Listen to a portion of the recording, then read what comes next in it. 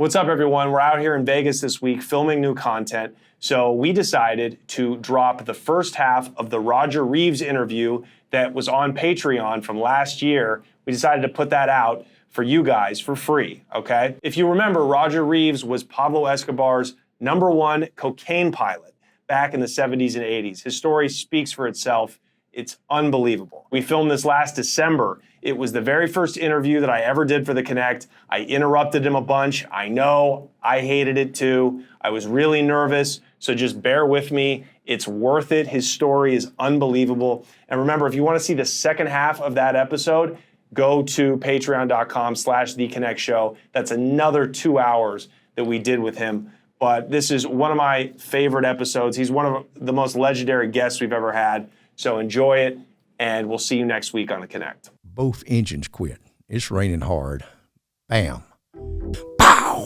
Wow! And it comes loose, and they go full power, and that plane just goes up on its side, and I get thrown to the back of the baggage compartment. I tumble back there. It's on its head. Man, we're going towards our death. That's when I see lights behind me start to flash, and I didn't even think. I just hit it. I was driving like my life depended on it. Then I parked the car, hopped out, closed the door, and I started running. And he pulls out a burner, a shank, it's like 6 inches. And then he passes it to me, and he goes, "Here, that's yours. Don't ever leave the cell block without this." He was the reason I made it out of that place alive.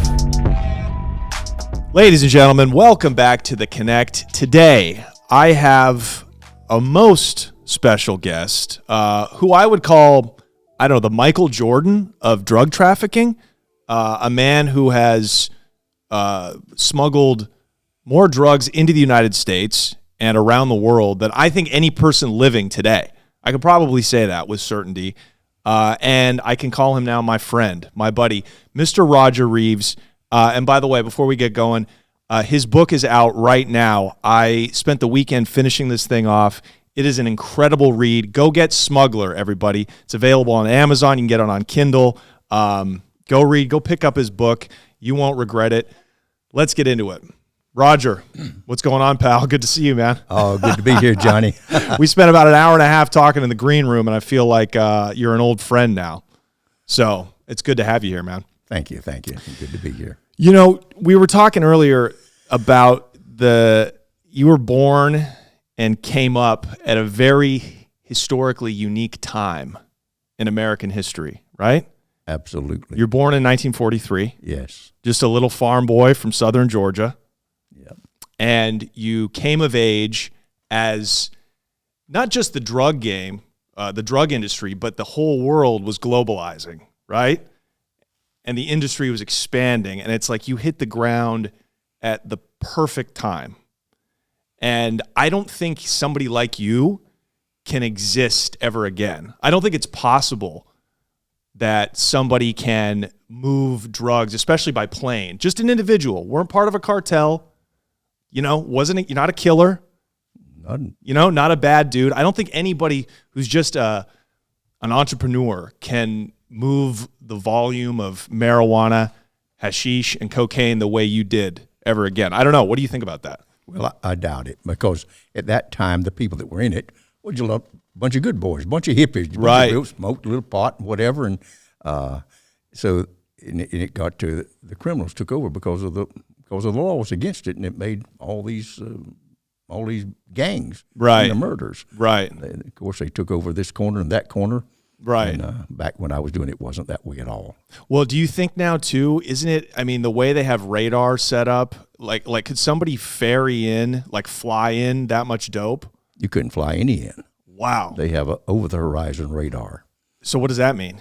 That means that the radar bounces off of the ionosphere, and it bounces back down on the Earth, and they can see the periscope of a submarine. How wild is that? So a satellite from up in space. No. From a ground radar station shoots a beam up to the ionosphere. That's when all the stuff coming from outer space hits our right. It turns into ions, and it's 3,000 degrees. But anyhow, there's a thin band, and it's like a metal shield that bounces a radar back down on Earth.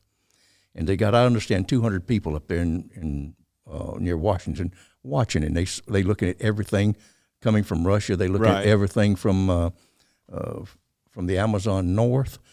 The one in Australia that they bought, I think, for $2 billion from Canada. That Wow. made this outfit. One of the fellows that was in there with me had worked with, and he said, they called the U.S. and says, do you have anything coming from the north Right. at 1,000 miles an hour? And he said, do you see it? Right. And they said, no, sir, we can't see it, but we see the disturbance. Wow. 'Cause So when it hits it. and so there's somebody 24 hours a day. There's a team lot of of people watching it. Yeah. So if you get in, it's basically luck. You like aren't, if you you aren't going to get in. Wow. So they will. So if you're a plane flying at a low altitude from They see it wherever, just like they'll see it. daylight. And then how do they pursue you? Do they actually have planes that can fly and pull up behind you like And it's a they cop even, car? They even got these big helicopters that when you land, they can come and even turn you upside down with the wind whip. Wow. And this happened in what, 40 years? Exactly. Like in 1969, there was Nothing but a nothing barbed wire like fence, this. even if you had that. Oh, man. Yeah. I think if I was born in your era, I probably would have been the one writing this book. You know, like I would have written, yeah, I have that. I noticed that we share a lot of the same characteristics, which is, I think, a restlessness that you have in you. But we'll just start at the beginning. We'll get into it. So, yeah, just talk about your childhood really quick and what you think led you to your first, I guess, criminal enterprise, which was bootlegging, right? Moonshine. Yes. Lead us up to that. All right. I was raised on a 3-mule farm.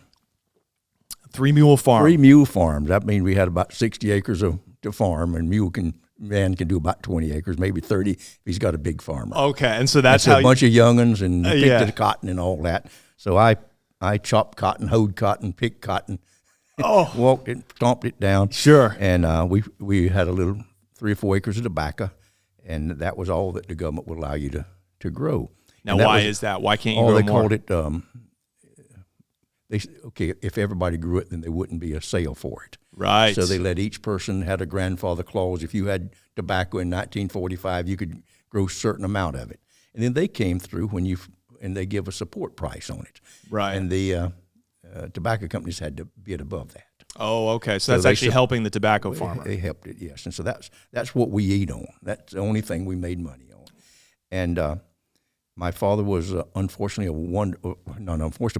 he was a wonderful man, Yeah. but unfortunately he was an alcoholic. Yeah. I mean, a bad alcoholic. And he was good. He was good to all of us, but he was just drunk too much. So he worked he got dirty and didn't get a lot done. My mother worked in sewing factories and this and other, come home, 7 little brothers and sisters. And I went to work, I guess, from 6, 7 years old, working in the fields. And then when I got, 12, 13 years old, I started working for other farmers. And at 14 years old, I got a job in a grocery store on Saturday. And the most you could make was $3 a day. Wow. Well, and you made more in prison probably. oh, good gracious. $3 a day just wasn't much money back in 1950s. Right. So I got married young, just 2 weeks after I turned 21, and we moved to the farm and started growing tobacco. And I put in 36,000 chickens. I got my mother. My dad had died. Yeah. 7 little brothers and sisters. So I talked my mother into mortgaging the farm, and we put in 3 chicken houses with 36,000 laying hens. Well, it was a Purina company promoted that, Mm-hmm. and it wasn't long before there was 20 million chickens within 20 miles of my house. Wow. Well, the price of the feed kept going up, and the price of the eggs kept going down till every time we picked up a dozen eggs, we lost a nickel. Wow. And so then I was in debt to lose the farm. And then an old fellow came by and said, Roger, he knew I was in trouble. Let me put a moonshine still back here on your Sweetwater Creek behind your house. Yeah. All right. So he put it back there, and I watched it and went and played with the guys a little bit, and he didn't hardly pay me nothing. And then it blew up and had some trouble, and the guys ran, and we have quite a story about the deputy sheriff shooting at them. Right. And their bloodhounds.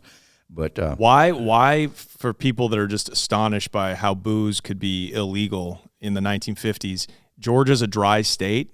Yes. Or it was a dry state? Yes, exactly. So meaning that you couldn't drink, or you just couldn't sell alcohol within the state? you couldn't sell it. Right. So you would have to go to Florida. Go to Florida, and then you could bring it back and drink it if it Right. was we call bonded whiskey. It had a sticker on it. Right. But so Exactly. over there, so I learned how to make it by watching his men make it. Yeah. So after that blew up a little while, I went and bought, had me one made, a great big pot, 1,800 gallons, and I started making whiskey. I made 250 gallons a week. He was making 1,000 gallons before that. Anyway, I got. And you were making what, $700 a week at your height? I think I right, read, and that must have been a fortune. It felt good. Come from a guy making $3 a day bagging Exactly. groceries. So I fella turned me in, and it was cold, icy out there in South Georgia. That was a lot unusual. Anyhow, I went to go to the liquor store with those condensers and the new sugar and all, and I saw the car, and then I went another, and they got a chase and went through those woods, and I jumped out of that old truck and run, and they emptied their pistols at me. They went to kill me. They were shooting to kill you, Absolutely. a kid. They You were just what, 19, 20, 21 years old? Exactly. I was young. So anyway, that was my first chase with the law. And I swam across a creek and got down there icy water and went for 2 miles so the dogs couldn't chase me, and got out and went to the lawyer, and he said they didn't catch it. Right. They don't have a case. So Right. anyway, they did try to indict me, and 12 people voted for and 12 against on a grand jury. And then I was working with the railroad by that time. The railroad fired me, and I was paralyzed, broke. I mean, couldn't. I owed the gas station and the grocery store. Yeah. And so I left and went to California. Right. Yeah. So you, man, that was the first of a few foot chases, high-speed chases you got in your life.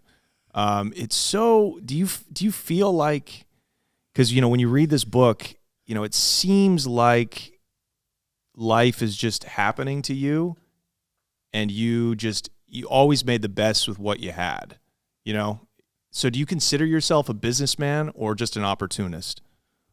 More of an opportunist. Sure. Yeah. Sure. I get that. Yeah. Yeah, I felt the same way. I felt the same way in my day. You kind of just everybody kind of has to do with what their place in the world and their time on earth gives them, right? It's handed to you. Just take it, or I missed a lot of chances, by not taking it. Right, exactly. So I should have listened to my own. But do you feel like you would have regretted, obviously you have regrets with what happened ultimately, but do you feel like, if there's a hash deal on the table, or there's, a big, multi-ton pot deal on the table, even though you just barely got away the last time, and then you decided to take it, was it fear of missing out? Was it fear of missing out, or a fear of, I'm going to regret if I miss out on this money? No, I never had any fear like that. It was just like, here's an opportunity.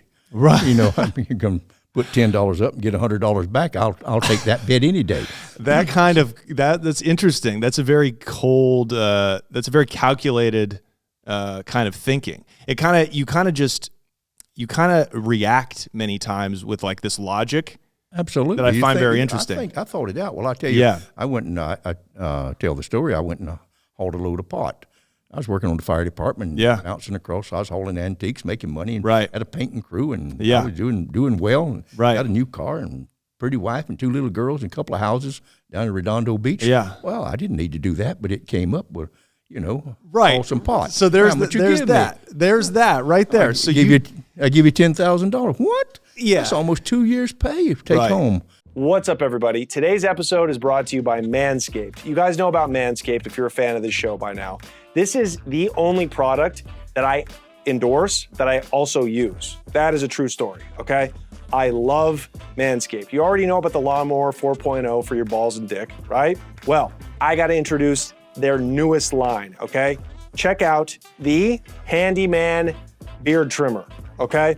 This little thing right here is revolutionizing face shaving. Check it out. It's perfect for traveling. You just pop it out, boom. Hits your whole face, no tugging and pulling like with those cheap electric razors you're still buying at the store, okay? It's got 60 minutes of runtime, and it can recharge fully in only 5 minutes. Amazing.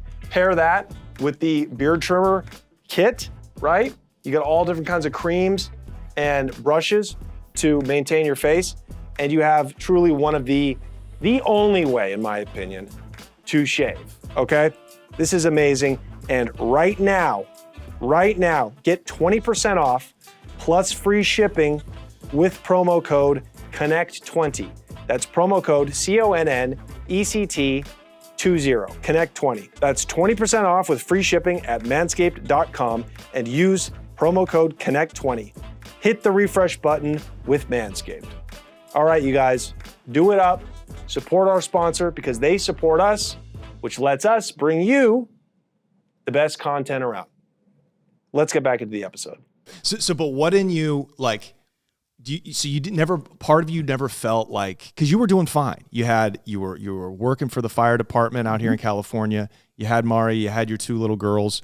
You know, you could have just stayed the straight and narrow, owned a bunch of real estate, probably been wealthy. Yes. Without just by the strength of your character and your opportunism, without going back to the drug game or without getting in it at all. But when you say, there's $10,000, I'd be stupid to pass it up. Was part of you back on that farm, you know, hungry with, you know, thinking about the poverty you came from? No, I didn't have any. You didn't have any PTSD but I from think that? that probably molded me into who I am. Right. Today, because if you do it from a childhood right on, right. you know who you are. So right. I kind of knew something about the value of money. Yeah, and of course. if you don't have it, you're going to be. Yeah. And so anyway, I was doing well. And so the $10,000 deal came up, and I says, all right, I went down and did it. And okay, nothing to it. Right. Now tell us about that deal then, your first deal. Oh, I was bouncing across the country on an old truck hauling a load of antiques back, and I was reading in the National Geographic where mercury was 13 times more expensive in the United States than Mexico. Right. I told the guy driving, I ought to go down there and get some in my airplane, just talking. Mercury? Mercury. It could have been anything. Yeah. So he said, oh, man, that stuff's so heavy it'll knock a hole in the bottom of your airplane. You ought to haul some of that marijuana. I said, I don't know nothing about it. I heard about the kids smoking it. He said, man, it's the hottest thing since pancakes. Had you even seen marijuana no, at this I never point? Even seen it. Never. That's hilarious. I know that those kids smoked a little. You saw a little something, but I never even seen it. Didn't care. It wasn't even hardly anything. So I said, what would they pay?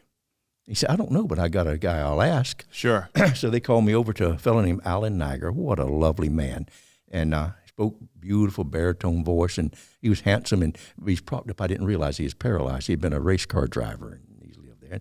So he said, you have an airplane? You would hold it? I said, well, I might. I don't know what to pay. He said, well, I got somebody. So he called him, and the fellow came over, tall, lanky fellow, and you got an airplane? I said, what do you pay me? He said, I give you $10,000. I said, let's go. Yeah. There's nobody stopping you at the border. 2 years pay. Yeah. Take home. Right. So we flew down. And this is Sinaloa? We went to Veracruz. It was the capital of Veracruz, That's right. Jalapa, Veracruz. That's right. Oh, what a lovely place. I felt like I was back in Bible times. The women were washing the clothes in the street in a stream that run by, and they had the basins, and policemen with white gloves on directing the donkeys. I mean, it was... Exactly. It was beautiful. Yeah, I felt like you're back in Nazareth or something. So, yes, I went down to the end of the runway, met the people, and there's old guard at the runway, and he came out and wanted to know when I had my fireman badge in my pocket, and I pulled it out, and he thought I was FBI or CIA. Right. He would help me load it. So he went on back, and we put the marijuana in the airplane. I brought it back and got $10,000. And I said, now that was just too easy. Right. So there's got to be something else to this. Yeah, so I went to a lawyer, and it was a criminal defense lawyer, and I put $100. I said, I need 2 minutes of your time. Right. What would happen to me if I got caught bringing marijuana across the border in my airplane? And he said, what's your criminal history?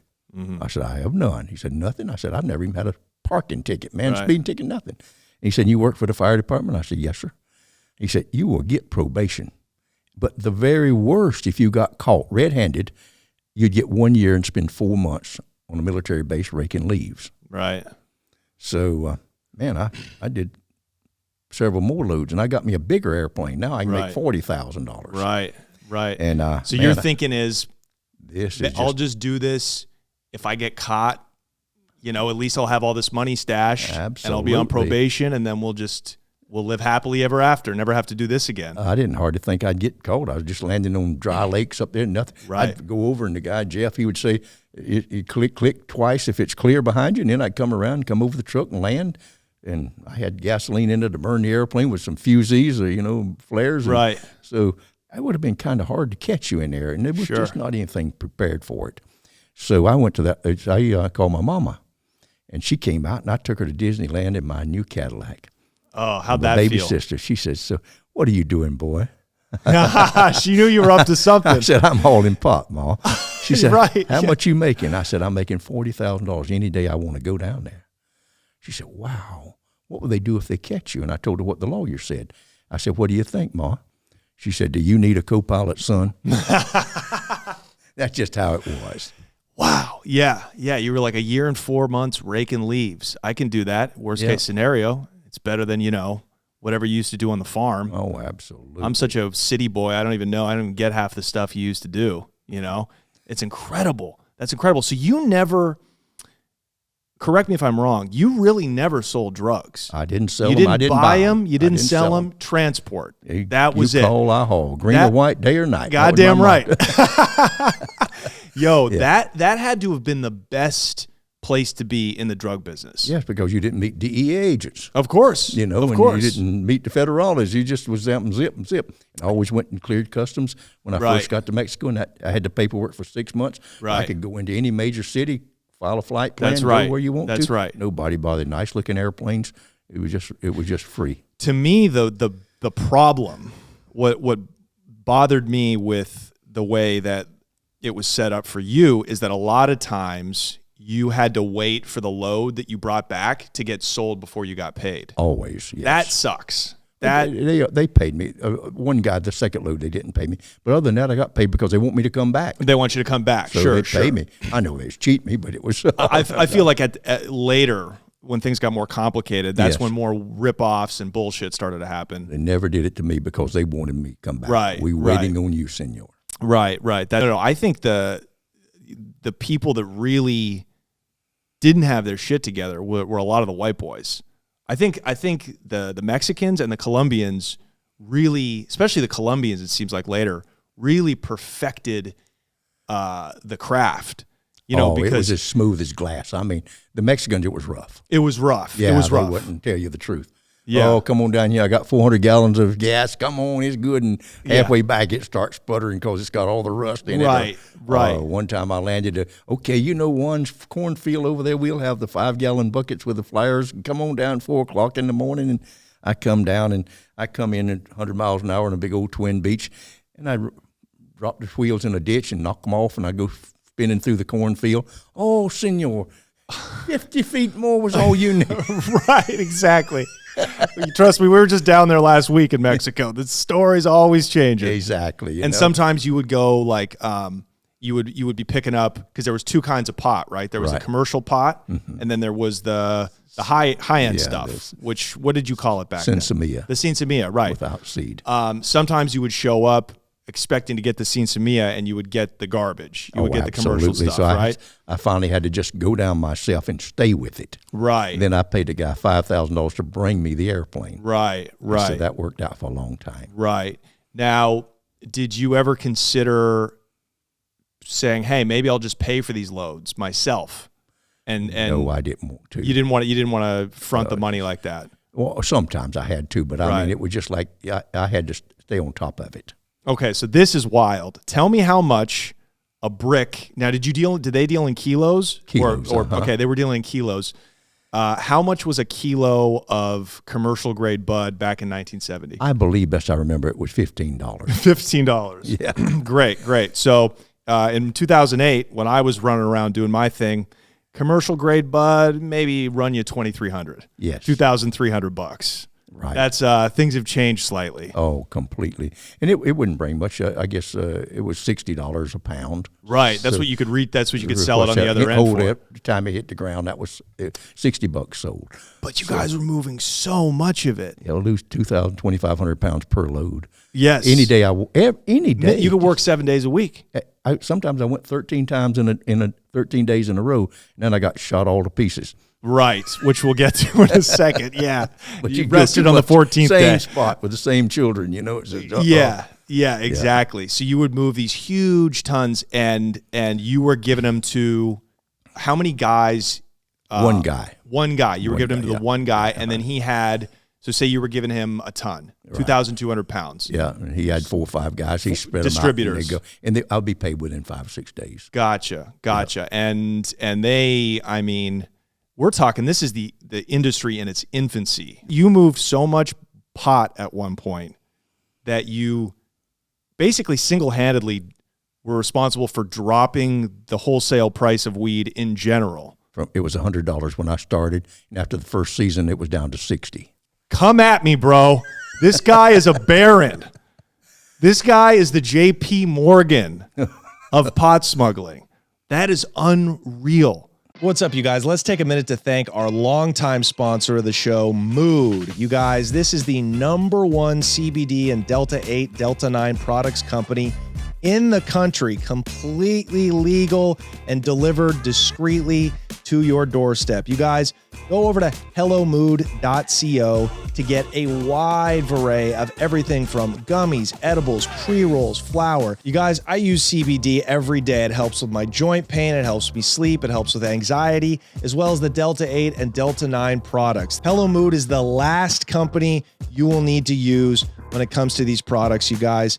They are offering an amazing discount right now. You know what to do. Go over to hellomood.co and use that promo code CONNECT20 to get 20% off anything on their website. And that is a whole lot to choose from. And of course, they're offering an amazing giveaway. If you guys use the promo code CONNECTFREE, you're going to get a 5-count pack of gummies delivered completely free. And all you do is pay for shipping. You guys, go to hellomood.co right now and support them because they support our great show. Thank you so much. Let's get back into the episode. Now, hold on. So, Johnny Depp in the movie Blow, George Jung, did you ever meet him? No. Who was bigger, you or George? Because in the movies, they make it seem like he was the guy that invented the market. He was the big time marijuana smuggler with the planes. And, he came out here from Boston, went to Manhattan Beach, so close to where you were living. You guys were probably here around the same 10 time. 10 miles, exactly the same months, the same time. So you didn't know him back then? Oh, no, I didn't know anybody, and I didn't meet anybody. Right. I met the fellow that I gave it to, and that was about it. Right. And I kept my mouth shut. That's and I was right. in Redondo Beach still working on the fire department, and on my 4 days off, I'd go get a load. That's right. And That's so right. I didn't say anything, and I don't know how big he was, tell you the truth, Right. but I do know that he wasn't flying like I was. You were, yeah. And he was, I think, the distributor. I think you really were just the guy moving I'm it. the smuggler. Yeah. And he had stewardess that was taking it back by suitcases to Chicago and Boston. Right. So he couldn't have been taking tons back. Right. But he might have made more money than I did. I mean, he buys it for 60 and sells it for 300 or something. Lifetime, what do you think you made? 60 million. 60 million? Are you telling me the truth? About that. 60 million. Okay. I thought it was way more. No. Because at a time, you were making $3 million a week with the cartels. But I was paying a lot out of that to the pilots, you see. Sure. Oh, yeah, that's a good point. Guys like Barry Seal and what I didn't get paid and all that sort of stuff. Right. So I'm just guessing for clear money to me, I just 60 million. 60 million, a cool 60 million, but back in 1980, I mean, you made basically $250 million in a pretty short time in today's dollars. Yes. Wow. That's what's so interesting too, is that you remember a time, 1975, when a gallon of gas was whatever, when a cup of coffee was 25 cents, now it's $5, right? Exactly. The only thing that hasn't changed is the price of a gram of Coke. Do you realize that? In 1975, 1977, I think a gram of good Colombian yayo was about $100, maybe even more. Do you remember what a kilo sold for? It was way high when I started, and it came way low. It came way low, but now it's back to about, I know don't ask me how I know, but for good Coke, 90% pure Border Brothers Coke in LA right now, it's $100 a gram. So that means a kilo's about 40 grand, more or less wholesale. Okay, You're whenever I started it was $50,000 a kilo. Yeah. And then after I got started a little bit, it brought it down to 30,000. Right. So that's when the cartel got half. That's out. right. It wasn't only me. Right. A lot of people were doing the same thing. Right. And so then it dropped on down like to 20 and 15. Right. And then I understand it's gone back up. So yeah, we'll say 30, 35 right now. But that's what's really interesting is like everything has really exploded and gone up in price except for like cocaine, which is just it's And yeah, it's trading at about 30 right now a kilo. Well, NAFTA just Yeah, opened the door for it. that's right. And no more smuggler needed. Just Yeah. 2,500 or 25,000 trucks a day coming by. There's no way they can look in there. We were talking to the guys. We were talking to our friend Luis Chaparro, and he is the #1 narco journalist in all of Latin America, I would say. And we were embedded with him for a week in Culiacan, Sinaloa State. And he was telling us now it's changed so much that there's really no wholesale smuggling anymore. Everything is done kind of piecemeal. Now, there might be big narco subs that come up from Colombia that bring up, big multi-ton loads of cocaine to Sinaloa. But all the stuff that's getting moved across the border into the U.S. is done, 10, 50, 100 bricks at a time in, commercial vehicles, people just stuffing them in the trunks of their car or wherever, hiding them in the wheel wells and stuff like that. It's all been very decentralized, right? And that's because, obviously law enforcement but it's just been it's kind of the decentralization of everything. Nobody's paid on salary anymore in the cartels, like the way that Pablo, paid everybody from his right-hand man all the way down to Colombians in the U.S. that were selling at retail. You know what I mean? So I know what you mean, but I have another take on it. Okay. He's a journalist, and the people that are getting away with it 5 tons at a time are not talking. Right. Maybe he's getting fed some bad info. The cocaine is here, same as it always was. Sure, and the price is not very high. You don't hear of anybody getting caught, nobody. And they cut it in Mexico when it comes up from Colombia. They cut it at least once. Yeah. So everybody talking about it over here, getting it for the $25,000 or $30,000. They said, "Where's the cocaine? We're getting a lot of baby powder here." Right, it's already cut by the time it gets up here. We're still in the early days of your pot smuggling enterprise. You've now got little children. I think 2 girls by now. 2 girls. Yeah, and then your son came later. You would go scout out locations. You would go scouting for airstrips. Yeah, right. Dry lakes, whatever. Yeah, highways, whatever. Interstate 10 was the most wonderful runway ever made. You would land on I-10. You are over a wild and over boy. and over again. You are a wild boy. That's like landing on I-5. Yeah, but there was no traffic on it. It was closed at that time. They were building it. So there'd be a section of it, 10 miles, that they had to go around, and they got the bridges and all. Sometimes the one across the Mississippi River was at least 20 years getting made. Right. So you would find wherever the end of it that they had just built. Right. Or something like that. While they're still working on it. While they're still working on it, freshly paved. I imagine that was just a smooth landing. White. I had to go out there the next morning and wipe out the tire marks where it came on. Wow. And so did you ever run into any workers? Were there any construction workers? No, I'd land there at night after dark, and I had my man there with a big 2-ton truck. Right. Put 3 tons in, and that thing was big enough for DC-3 or DC-10, I reckon, if you wanted to. And so he had a 1 million candle power light on the truck, and he just turned it on for a second. I clicked the radio. I'd come right over him and land. He'd come right behind me and unload. Right. Then I'd wait till he got out of there, and then I'd take off and make all that racket. Wow. And you'd be out in 20 minutes. Yeah, exactly. When you brought your family on these, trips to Mexico, I mean, you guys spent a lot of time in Mexico, right? Did you feel like you were kind of bringing them into your criminal business a little bit? Did you ever have any reservations about, bringing them so close to the fire? Not at all, because when we went down there and the way we stayed, I had there was a 245-ton bus there in Georgia that I needed, and Paul Harvey kept on the news and the rest of the story, and he kept talking about the big rooster in California. They were looking for him. That was you. I told Mari, I think it's time we ought to kind of get thin here a little while. So I had a 51-foot sailboat, and we loaded up and went south. Yeah. And we stayed down there, well over a year, and I just had a wonderful time. But I had my planes brought to me, and I'd fly loads every week or 2 or 3. Fly back. There's nothing. It had nothing to do with them. Right. Sure. And I guess this is before the days when, the FBI or the DEA would try to rope in entire families. Right. Now a lot of days, if they're chasing somebody like a big fish like you, the rooster, they'll try to incriminate their family any kind of way to get them to talk. But this is a little before then. So I guess you didn't feel like they could be like Mari could be arrested? Or... Not at all. I never even let her. One time, and it's really funny that she got close to some marijuana. I remember this story, by the way. I love it. That's a great story. Gosh. That's the only time she's ever. Right. She didn't touch it. You tell the lady to do one thing, she and man. put on brakes and slammed it out the back door and That's over right. a cliff. That's right. She opened the back of a plane, right? No, and back of a pickup truck. That's right. And the bag was real big. I said, get rid of it, get rid of it. The unloaders had left it in there, and oh my goodness. She said, I can't lift it. I said, just go somewhere and back up and slam on brakes. Get rid of it. And it was over a 600-foot cliff down with brambles and wire. Oh, she goes, honey, I heard a splash. That's right. I think You it got did wet. read the book. That was so that was funny. so cute. That's the only time she ever, I guess she could have gone to prison for 5 years for that, but Right. she only had it 15 minutes. So she Right. didn't need it but 1 minute. Just drive a mile away from this airplane. Let's get it out of here. Right.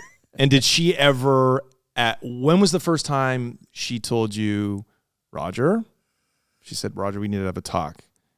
I think you got to slow down a little bit. Or did she ever say, hey, look, I don't know, maybe we need to switch things up, or maybe, I don't know, maybe we got to get out while we're ahead. Was that her idea ever, or was that yours? Because No. I know you said, what was your financial goal?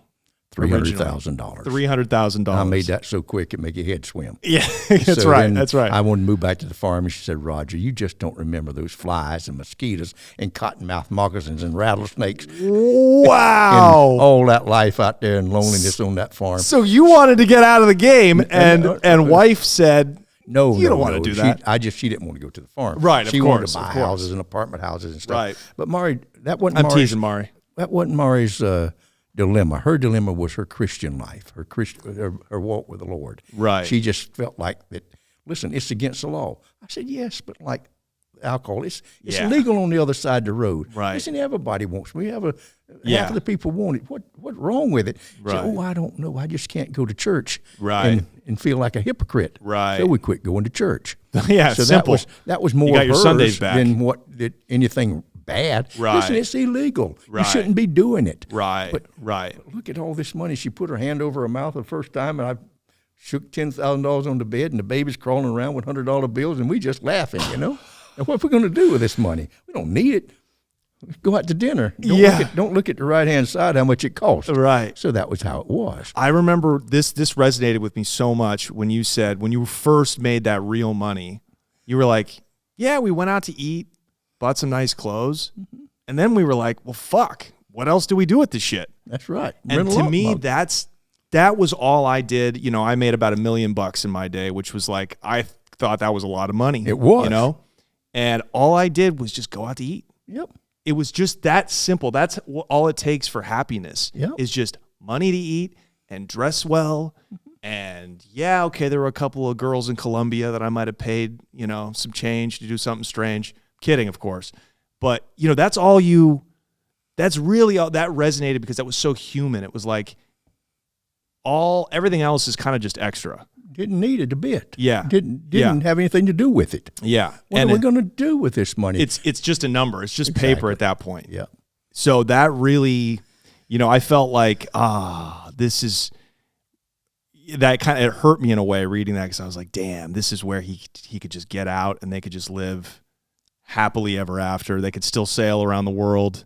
I didn't know what to do with the money. I thought, okay, I met some, like Bill Johnson, a land developer. So, yeah. Well, let's go here. And he takes me out to some land there east of Los Angeles.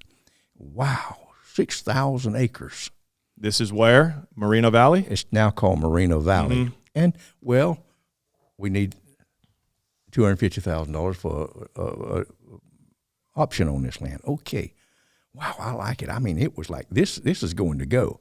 Now we need to pay the architects. Now we need to pay the designers. Now we paid to pay all the, and guess who had to keep flying to keep this thing going? And I'm going to sugar daddy right here. Look at here what we have made. Look at what we've done. But next week I need to do another load to keep it going. Right. And so we put in like, I don't know, a hydroelectric plant, had 21 oil wells. Right. It was just one thing after another. Right. And just like, the money's just gone. Should have just bought IBM stock.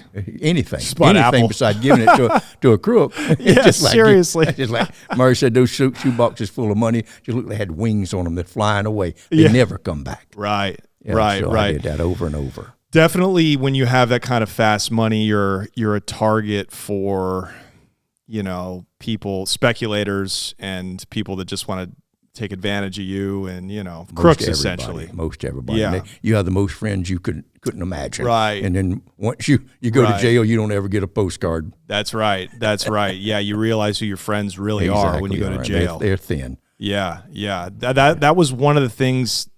Even before I got arrested, I really felt like, man, this is a lonely life. It is. I don't want to live in the shadows anymore. That's kind of how I was feeling. Did you get that? Did you feel ever a sense of like? Oh, I had it plenty, but it didn't bother me all that bad. In Yeah. fact, I'm a jolly good guy, and Yeah. I kind of, you're on the 10 most wanted list. You kind of watching behind you a little bit once in a while. But I'd be down in Brazil and pushing the babies and the children on the. And Mari said, "Remember, you're on the 10 most wanted list. Why don't you sit down?" Yes, seriously. Quit dancing drunk on the bar, Roger. You're wanted. Dude, you got a great fucking attitude. That's what I thought about. You're always on the run, and you're like, yeah, we stayed in this wonderful place. You don't stress a lot. No, not at all. And this is one of the most stressful businesses. I was stressed out just reading this book and reading what the bozos, the motley crew you had to deal with sometimes, the paying off customs, you show up where the load's supposed to be and it's not there. I mean, this business, there's a lot of money, or was a lot of money in it, but it's a headache. It was aggravating. It certainly was. But you have this kindly nature about you. I think you were perfect for the business because, I mean, you're just very zen. I don't know. You've got this something about your center is just very intact, I'm been described like in my quest is like a bulldozer. Once I get after it, like the dog got the bone in his mouth, he won't turn it loose. Right. I will go get the load. That's right. That's right. Now, you pulled some gangster shit a couple of times. Not much. Props. No. Hey, no judgment here. No, what gangster stuff did I ever do? Well, you flew to New York. You found the dude in Queens that owed you money, and you stuck a gun in his ribs. Yeah, but I wasn't about to hurt him. Sure. But he didn't know it. No, of course. It's all a bluff. Yeah. That's right. So you pulled a couple of these, because you're not a violent person. Not at all. In I don't any want to hurt way. anybody ever. But this is a violent. We'll call that a violent move. Are you running when somebody as kindly and as methodical and intellectual as you goes and does something like that, right? Is it pure adrenaline? Like how are you able to make that shift from being it wasn't nothing. pragmatic businessman? I knew I was going to scare him. I just thought it was. It wasn't nothing. I didn't even. My heartbeat didn't go up a bit. Wow. It's just like, hey, Bill, I know you. Like he put it hard in there. Like, Yeah. You got to go down to the docks. Yeah. Right. He's crying, his nose running snot. And then you start feeling bad for him. I felt so bad for him. I took his dog. Which is exactly how I would feel. I'd be like, oh, man, I do too. I'm sorry. I didn't mean to Exactly. scare you that bad. Yeah, give me your stupid dog. And then when you got the money. Exactly. That's exactly how I felt. So I knew. I don't even think the gun was loaded. I didn't care. Right. I just wanted to scare him. Right. And whenever I shot the pistol at the federales after they'd shot me, I just popped the cap over their heads. I didn't try to shoot them. Right. Just Right. Pop, pop. Boy, they disappear real quick. Yeah. When the rabbit got the gun, I'm telling you what, the farmer, he run. That's right. That's fucking right, dude. Mexican cops suck at their jobs. But this makes sense why you're a pilot or why you were such a good pilot. You have the makings of like an astronaut. You're the guy that they send up into space because those guys do not break a sweat. Like that's the most centered guys, the guys who don't panic, the guys who really don't fluctuate in emotion much, that are just able to do a job because you're like, hell, I had to go get my money. What was I going to do? Not get my money? Yeah, no, it was no big deal. I didn't feel my heartbeat go up. I'm sweating now just hearing the story. So, because we had to go back in my day, like we would get robbed and then we would go rob somebody else to get our money back. right? And we pulled some real criminal, home invasion shit that I'm not proud of, but it scared me to half to death. This is all making sense because, how many times did you almost crash your plane or die because something was wrong, with the wheel well, or you didn't have enough fuel? How many times? 10 times? Well, I used up so many airplanes that said, some of the guys said, Roger, you use airplanes like I use Kleenex. That's what I'm saying. And you kept your composure. Yeah. And those are the kind of people that I want flying my plane, A few times once, if you know the story about when I was shot down, I went into some kind of shock. I was shot right. 3 times, but I didn't realize it, but the world turned yellow. Right. And this time almost stopped. It just slowed down. I just had to, my hand went so slow to the key and turned off the ignition because I thought the spark from some electricity might set all that gasoline that was coming on me on fire. Right. Turned off all the fuel fire and crashed straight ahead. And I remember and I hear a lot of people have found out that time slows down. Right. Really slow. And so, but then, as I got away, I was all right. But then later on, I'd run over a rock in the road and the hair on the back of my head would stand up. That's right. So you can get scared in this business. Sure. And then whenever I had the engine on fire and I was at 11,000 feet and it was just burning that wing off, I thought, all right, you're fixing to die. Yeah. Yeah. Your last breath, and I just put it almost straight down to the fire. Would you think about Mari in those moments, or were you just kind of making your peace? I don't remember what I thought, but I knew one thing, that I was scared. Roger, you're supposed to say yes. That's all I thought about. No. It was Mari. I might have. I just don't remember it 40, 50 years ago. Okay, we're in Mexico. I want to hear about the first time you were arrested by the federales in Mexico. You don't want to hear about before that, whenever they shot me down and I got away? Yeah, I want to hear about that too, I guess. But we kind of already heard about. Yes, I do but actually. I think it's a story up to it. Yes, this is one of my. That's good right. Stories, so. Yeah. Let's hear right. it. Absolutely. I was going to a poor village called Pichilingi, and about 50 miles north of Mazatlan, just out in the desert. A little stream came by, and I'd land on the curve of the river in the sand, and I saw how poor those people were, and the little children were just so terribly poor. I told Mari, so we went to the store and got little toys. Toys R Us. Right. We got boxes of those little things. Well, it wasn't nothing much. And we bought a box of apples and some candy, and I took those down the next time. And I gave them out, and this guy walked in, tried to give them. I had he was a right. He was a dirtbag. He was a dirtbag. The guy was trying to take the toys. Yeah, from the children, little old children. So anyway, I got him out of the way. Yeah. And so every time I would go, I would take goodies, and more children showed up. Right. And I think that was my undoing. So one morning I went and brushed my teeth in the river, and I got in the plane, and there's a young fellow named Pedro that he would show me. He was real light, maybe 120 pounds. He would show me where they was going to have a highway blocked off for me to land. Right. And he got in there, and I cranked it up about halfway in the strip, which the strip was too short anyway. Right. And so I fired it up, and it, pow! I thought a tire blew out, and I looked over there, and Pedro's yelling, "Policia! Policia! Policia!" Wow. Roger. They're shooting at you. Just shot one shot. They wanted to stop me and arrest me. Right. And, I was in trouble. So I just pushed the throttle to the firewall, and I didn't have it about 400 or 500 feet strip in front of me, and that's barely, not even enough to get off the ground. But beyond that was river and water, I guess, knee deep. And so I just went off the end of it and just pulled that plane straight up as I could, because it wasn't far up there was a waterfall and a cliff. And they just riddled that plane with 80 bullet holes. And I got hit 3 times, and Pedro's foot was nearly shot off. Right. And I crashed, and the wings came off. It looked like turtles in the early morning light. And then the plane hit, and the nose came under the plane, and I must have been knocked out because Pedro said, "Come on, Roger, come on, Roger." Yeah. And I stepped out, and the federales, 4 of them was running down the runway, still shooting, and a couple of bullets hit that plane, and it sounded real loud now.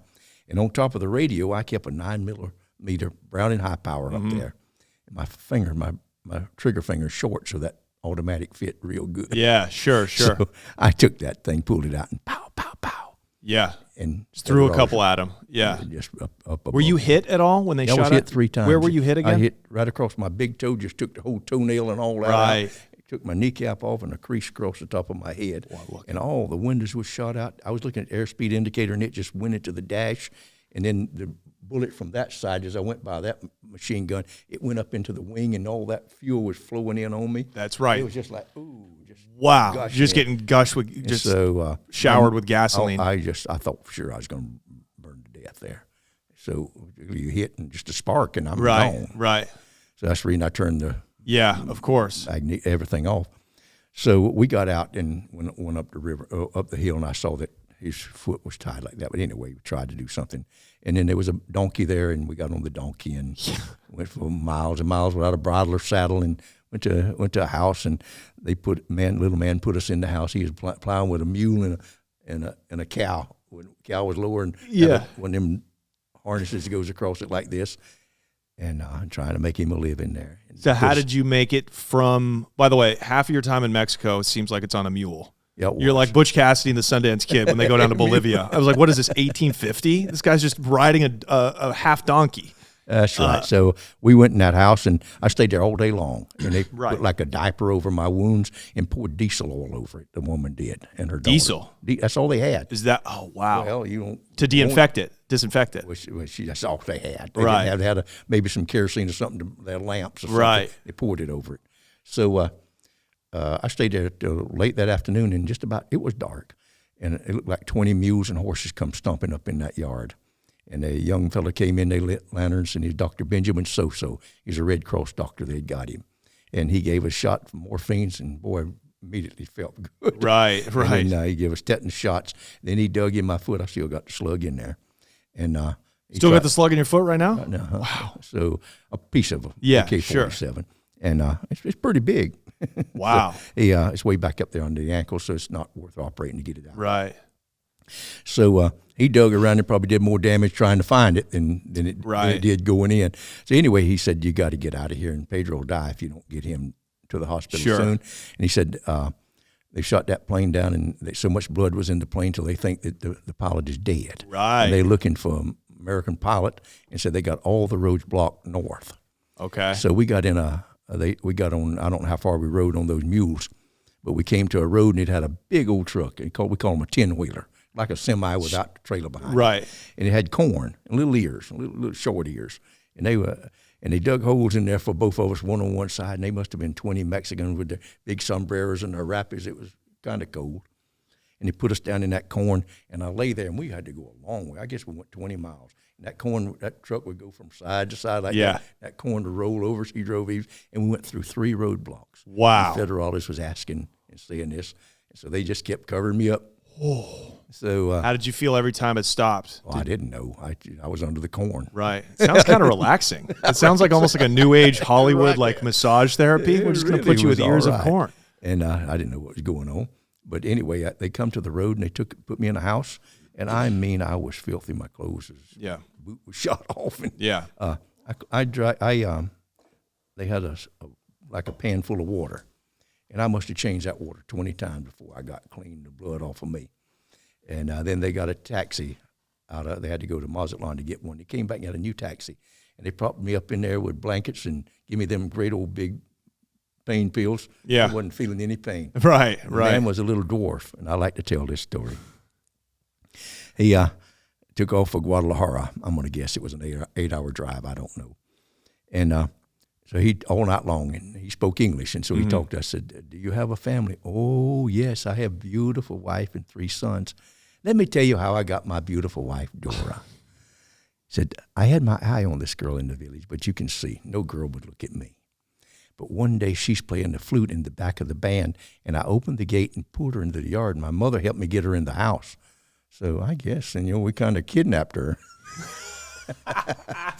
So I kept her there all night long, and I told her I loved her and wanted to marry her, but she wouldn't even look up or speak to us all night. So the next morning at daylight, Senor, what could I do? I have to send the girl home. She lives across the way.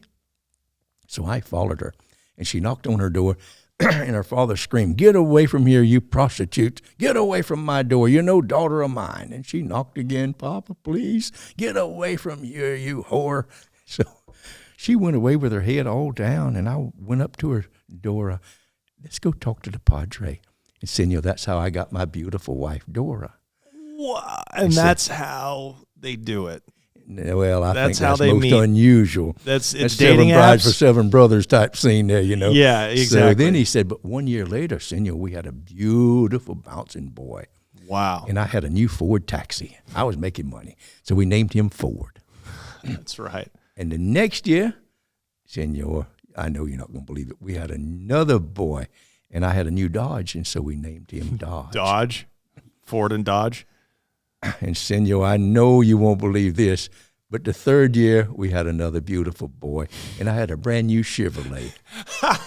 And that priest wouldn't teach him, wouldn't name him Chevrolet. I had to teach that SOB to drive to get him to name him Chevrolet. And that's how I got my Ford, Dodge, and Chevrolet. Unbelievable. Yeah. So he married a Mexican midget, married a prostitute. No, she was a virgin. Oh, But her daddy called her that because she'd been gone all night. right. Oh, wow. She was just a little, probably 15 or 16-year-old oh, my virgin. gosh. But how dare you break curfew, you whore. That's right. Wow. And then they went on to have 3 beautiful American-made cars. Wow. I like that story. Yes. So what if you had a girl? Would you name it Regal or something? What would you name? What would be like a female car name? Mercedes. Boom. That's right. There we Yes, go. yes, certainly, yes. Wow. So, gosh, Mexican people are so funny. They love to tell wonderful, you aren't just they, though? they're wonderful. They're wonderful. Poor people are so much nicer than rich people. That's what you say in the book. They'll It's give like you a ride. They'll help you. They'll feed you. Come in and get something to eat. You want something more?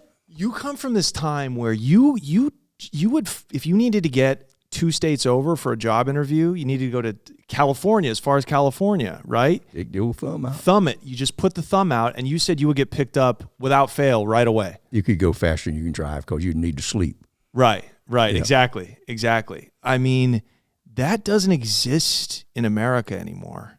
No. It's really, you saw the end of a time. You really saw the end of a world, the end of a culture, right? It's like, God, it kind of makes me sad. There was really like a solidarity before technology, right? Wonderful. And before serial killers. I had people pick me up and take me to their house. A couple, we didn't have children. Would you like to, we'll just stay here and take me out to the freeway the next morning so I can catch a better ride? Yeah. Yeah, like you people would just invite you over to their house for dinner. You would do the same with them. Yes. Like if somebody invited me over, a strange couple invited me over for dinner, I'm like, okay, you're going to kill me and sell my organs to China. Like that's what I would think now. You know, like nobody does that. That's so, what an amazing realization. Even you, a rich man, are like, yeah, you know, the poor are way more magnanimous and giving than the rich ever were. That guy with that new Cadillac, he's going to pull way over the side. Right. There's a story in the Bible, you know, about that. Yes, that's right. It's certainly the same I just thing. said, yes, that's right. I didn't read the Bible. I just lied to you, Roger. I'm sorry. Okay. Anyhow, the rich man went around the fellow that had been beat up, and the priest went around him, and then another fellow came along and picked him up, you know, right. and bandaged his wounds and paid for what it was. And that's why the rich won't get into heaven, or it'll take them get through the eye of a needle. That's right. You know, camel through the eye of a needle thing. But still better to be rich, I would say. It is here on this earth. Yeah. Yeah, and there's nothing wrong with being rich. Maybe you give it all away. But maybe that's how you get into heaven. Those gates where they went through was called the Eye of the Needle there in Jerusalem too. So maybe it's too little for the camel to walk through. Right. Oh so yeah, probably. Got to go sideways. Yeah, exactly. Yeah. Do you believe in heaven? Do you believe? Are you religious? Absolutely. You do? Yes, of course I do. In fact, I know there is. Wow. I'm like the little boy. The agnostic says, "What you eating, son?" He said, "Ice cream." And he said, "How do you know it's ice cream?" He said, "I got inside information." Yeah. So I have inside information. So you've always retained, maybe not an allegiance to like organized religion, but you've been a religious man. Of course, yes. Okay. Yeah, and I think flying too. You know, there's something very celestial and godlike about being up in the heavens like that. You know what I mean? Yes, but it's everywhere if you just look for it. Yeah. It really is. Yeah. Wow, that's amazing. So look, you're in Mexico. You get away that time. Yes. You get away by the skin of your nuts, skin of your teeth. So now we're going to talk about my first arrest in Mexico. Correct, because this I've had 2. This is wild. So go ahead and So what happened? I met a guy, Alan, and he was a character. and he had a Cessna 336. That's the stiff-legged one retractor with that push-pull Cessna, and they were big inside. And How much do you fit in one of those? 1,200 pounds. 1,200 pounds? 1,500 maybe. So anyhow, I had this 1,100 pounds waiting down there that I'd already paid for when I got shot. So I went down to get it. And so I told him, here's $5,000. You land at that feedlot just 5 miles south of Hermosillo and give this to them. They'll fuel you up both ways. Right. All right, Roger. So, and I said, my name is Jim Ardell or whatever. Right. And I wrote it on, and I'll be staying at whatever the Palmyra Hotel or whatever. Right. Okay. Puts it in his pocket. So he comes down, and he wasn't quite awake, I guess, when I told him where to land. He lands at the international airport with about $5,000 flashing around. Jesus Christ. So they arrest him and the airplane and put him in jail. Oh, but what can you, why? Because he forgot to log a flight plan? He probably hadn't even cleared in at the customs, so now he's illegal all the way down to Hermosillo. Right. Without a flight plan, so he's arrested. Right. And they find my phony name in his pocket, and a nice-looking man comes over. I'm in a pool there, and middle of the afternoon. Are you Mr. Ardell? Yes, si, senor. Mm-hmm. He puts my hand in, and click, puts a handcuff on me. Wow. Calls his men over, and they take me to take me up. I get some clothes on. I get a Gauguin shirt, those painted ones, and a pair of huaraches and jeans. I don't think much of it. What can this be? Well, they take me out to the prison, and they put me in, and there's a prisoner there, reception to give you the clothes or take your clothes or whatever it was.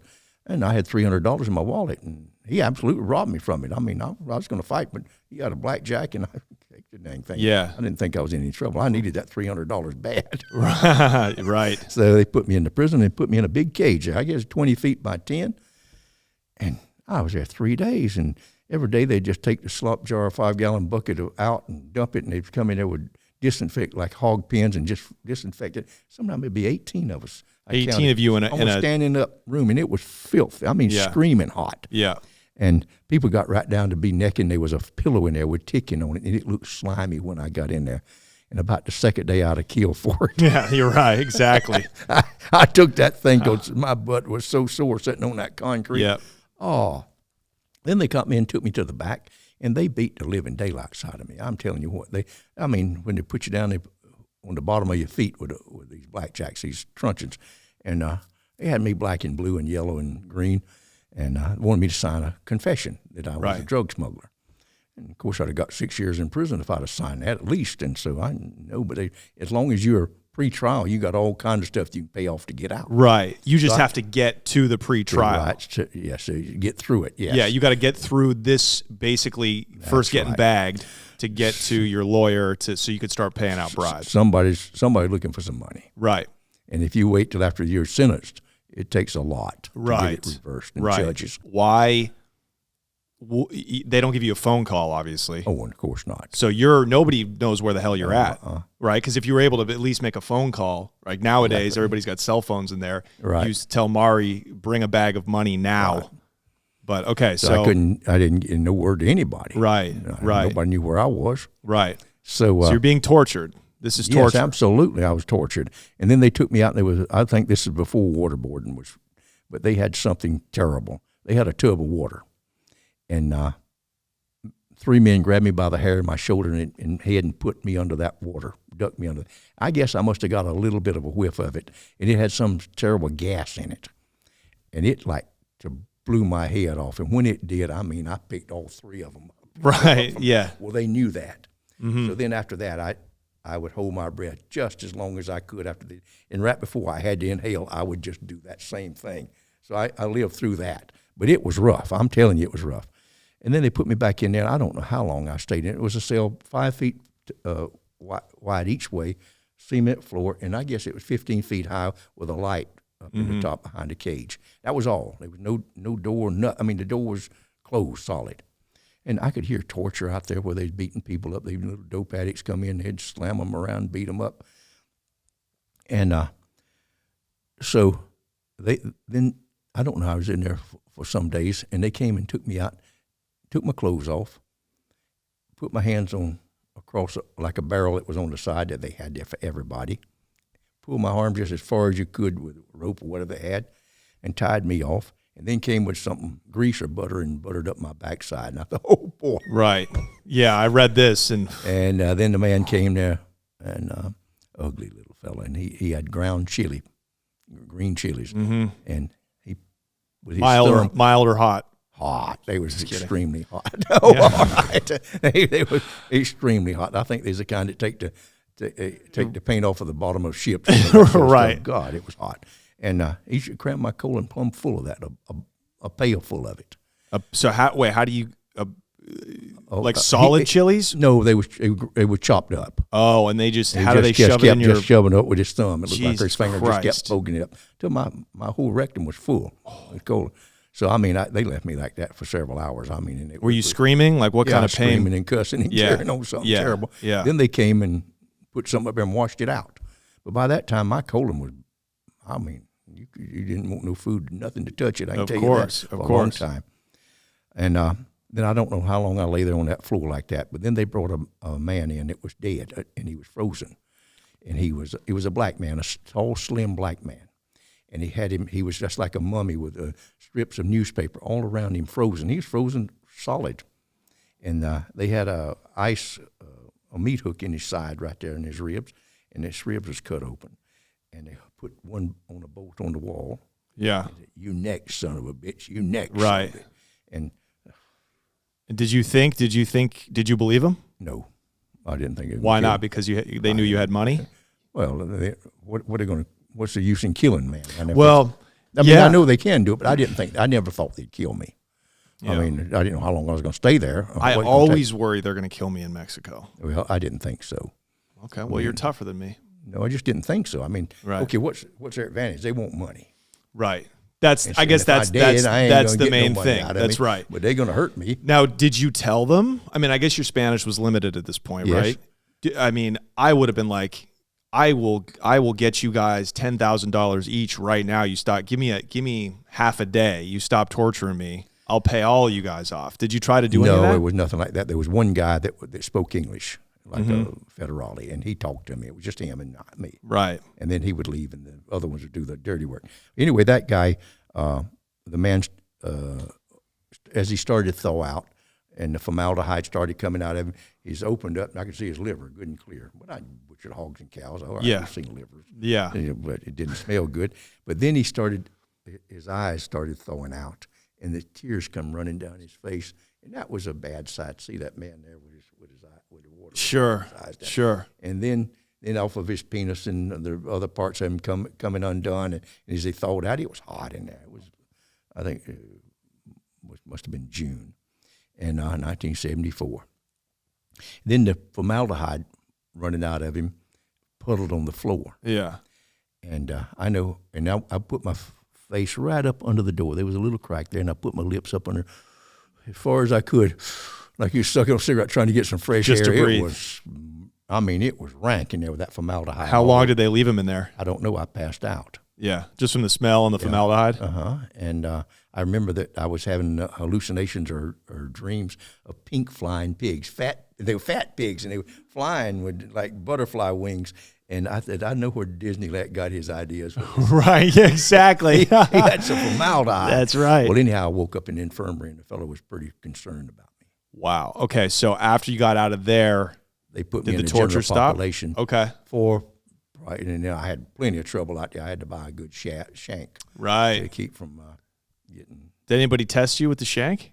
No, he put it under my neck. Right. Time, and then after that, Mari bought me some money, and I bought one too. That's right. And he found out you had it, and then he didn't want to see you after that. Goddamn right. Now, how did that resolve itself? The man that I got word out to Roberto and Rafael Davila. No, Davila was a Colombian guy. Pardo. I have him on here. Pardo. We're going to talk about him. Pardo was his name. Roberto and Davila, the two brothers. Anyhow, they're pretty big marijuana dealers. Mm-hmm. And I got word out. Somebody was going out, and I said, please contact them and tell them. So they went to see the Joaquin that had the $17,000. Right. And so they come and paid somebody off into jail. And early in the morning, a guard got me, woke me up, said, come. And he went through the jail and went through and opened a little back door.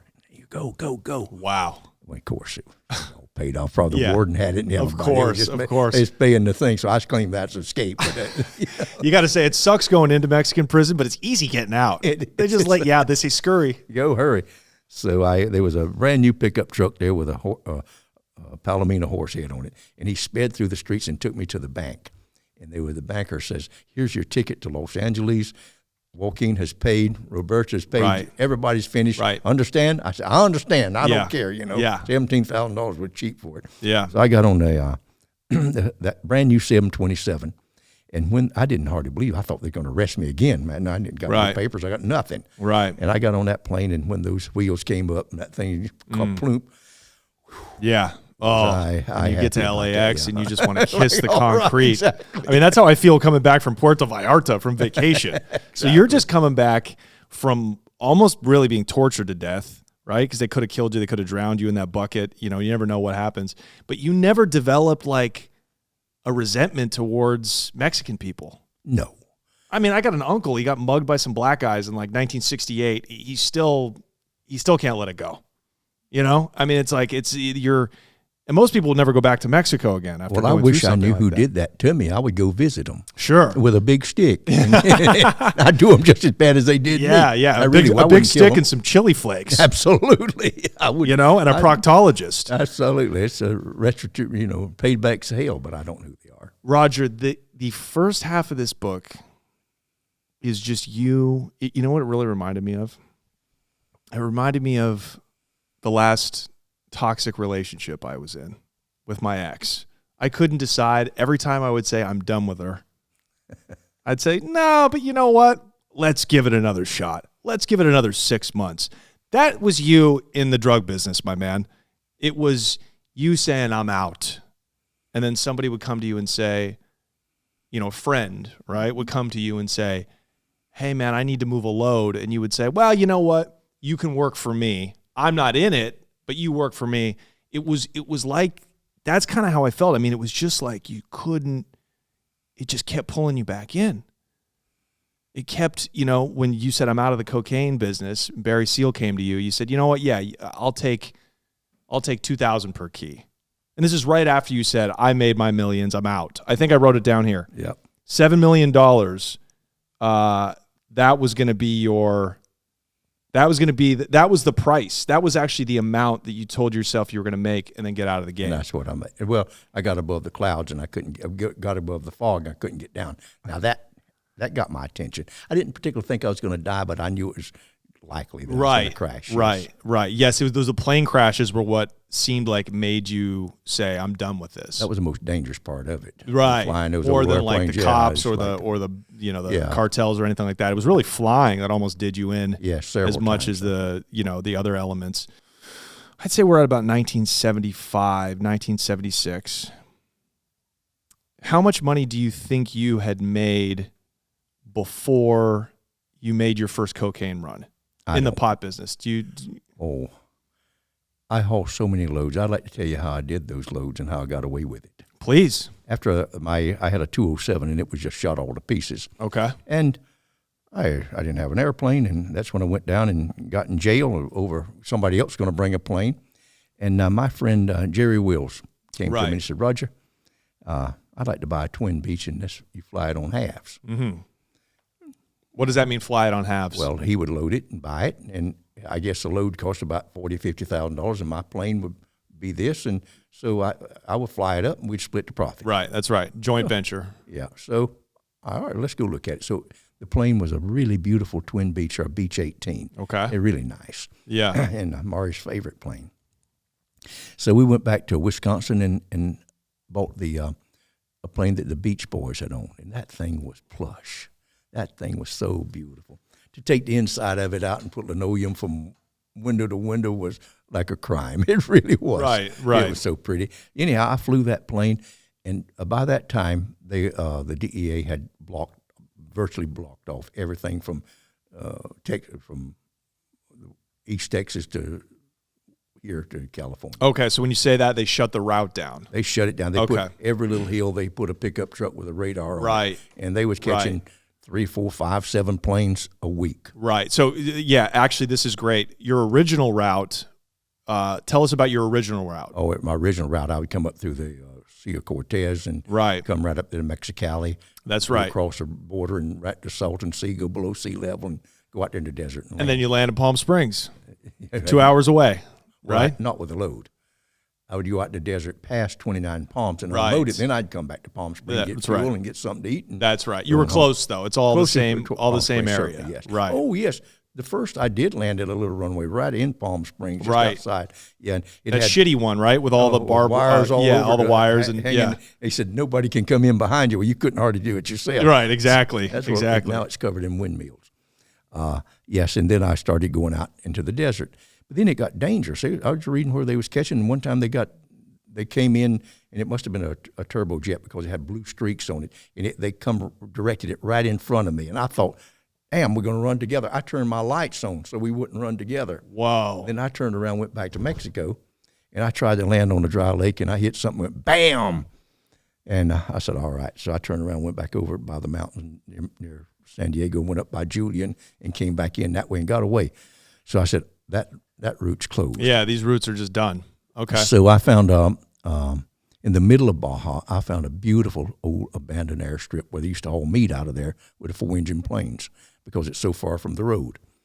And I landed there and asked the fellow, and it was just a paradise with these mesquite trees and the doves flying. I still remember it. It was in a huge valley. And sure, you can unload your marijuana here. Right. I give you $500 done. All right. And he named one. So then I flew in, took 20 minutes to fly to Mulahey. I believe 22 minutes northeast. And Mulahey is a nice runway there. Got a gas, you can get gas and good food and a hotel room. And I'd take a shower. And after I'd come up from far down in Mexico. Right. And, picking up loads. Part with the load, not unload it. Usually about 2,500 pounds. Right. And I'd unload it and go into Mulahey, spend the day. And then late in the afternoon, I'd fly back out to Juan's Goat Ranch and load back up. And then I would head west out of there, west-northwest, and there's an island called Guadalupe. It's as big as Catalina. Right. And it's 200 miles off the coast. And when I got that, I would turn northwest. Right. And then I'd be 200 or 300 miles off the coast of San Diego when I crossed the U.S. border. Right. And I would be right down 50 feet off the ground. Right.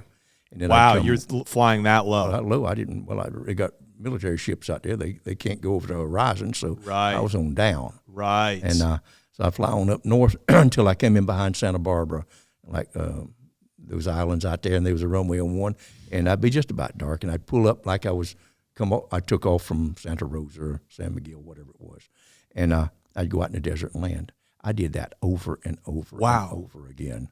Oh, so that is literally where you live now. Yeah, Talk about life coming back full circle. Right there, that's where you were landing your pot loads back in the 70s. And that's where I landed one load one time at Santa Ynez Airport. It's a nice airport. Yeah. And the guys was going to unload it. And I'll tell you about Mari. That's when I finish this story. So anyway, it was right before Christmas. Maybe a couple of days before Christmas, and I came in, and they weren't there to meet me. And I had like a ton of pot in there, and a good pot. Mm-hmm.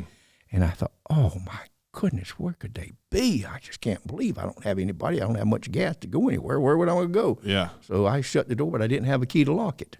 It didn't have so I took off, and I think I had $2,100 bills, and I didn't have a dime to call Mari or call nobody. Oh, so I had to walk, tough problem to have. I had to walk fast all the way to Solvang, 5 miles away. And I was eating there, and then the Christmas cheer was going on. I couldn't even hardly get the steak down that I ordered. And finally, Mari came. Called her and said, "Get a truck. I don't care what kind. I don't care. Just get here with a truck." Yeah. I got to move this stuff to the wood, half a mile away in the woods. It didn't matter. I couldn't carry it.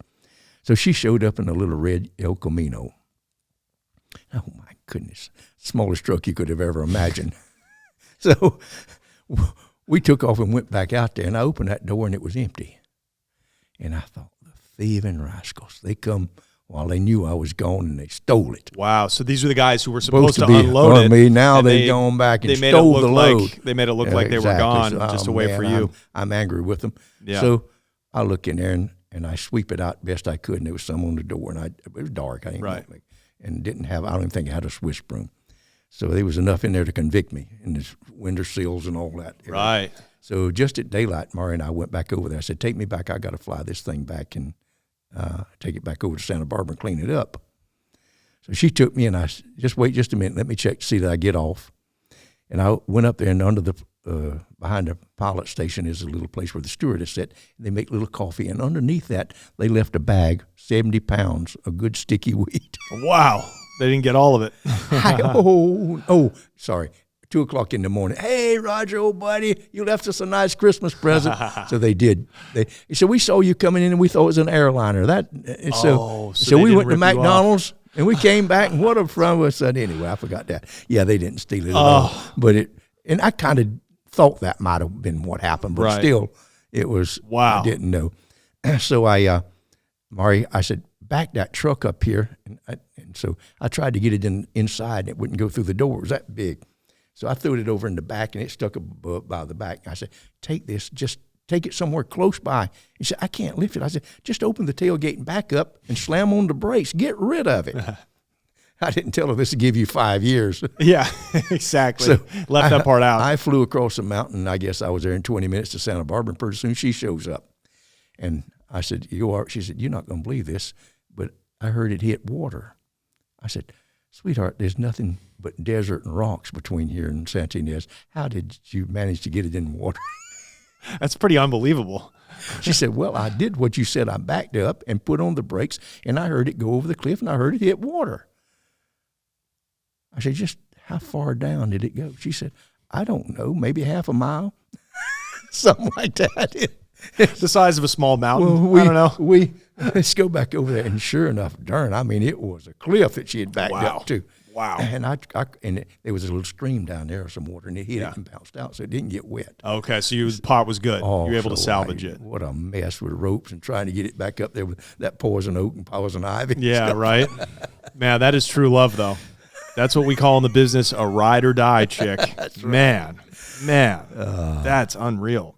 So at this, you started dealing with Colombians. You started moving Colombian pot. Yes.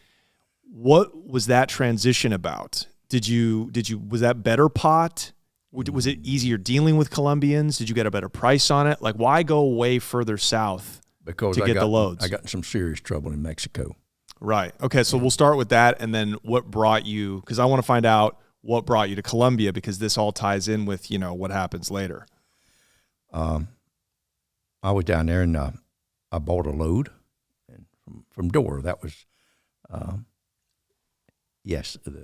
Roberta and their sister. Mm-hmm. They was out of commission, and her younger brother got me a load, and I was in the hotel. And we had one fellow young fellow. These guys are 14, 15 years old now. Their brothers have been shot down, and they're hiding. So she said, my young brother knows. So he took a young fellow out, and he had something I didn't want it. And he went and told. The young boy went and told. Why? Well, I didn't buy what he had to sell. But the brother was solid. He went somewhere else and got me a little. We were just looking at stuff. I didn't want one that little weasel had. Right. So he goes and tells. So he tells everything. So I call down, I'm on the 6th floor, and I call down for huevos ranchero and some coffee early in the morning. I'm ready to get out and go somewhere. And the big red-faced waiter opens the door, not right quick. It didn't take long to make it with the pot of coffee like that. And he takes it off and puts a 45 right between my eyes. And he said, Federal Police de Mexico, you move, I kill you. So I got dressed and followed him down, and I noticed that he was going through my passport and all that sort of stuff. So I went downstairs, and there was a bunch more of them in the lobby, and they put me in a car, no doors to open, and 3 cars went through town. And I thought they were going to take me to the prison again. So you thought, here we go again. But they went way on out of town. They went out by the railroad tracks out to near the main highway, and they turned down the railroad tracks, really rough roads, and they came to a place that had an acre or so, where they have trucks that picks up the mules and donkeys and cows off of the highway. They have a winch on the truck, and they put that rotten stuff there to rot. Oh, my God. And then about once a year, the bulldozer comes and pushes all the bones and cowhides up in piles. And there's jungle there.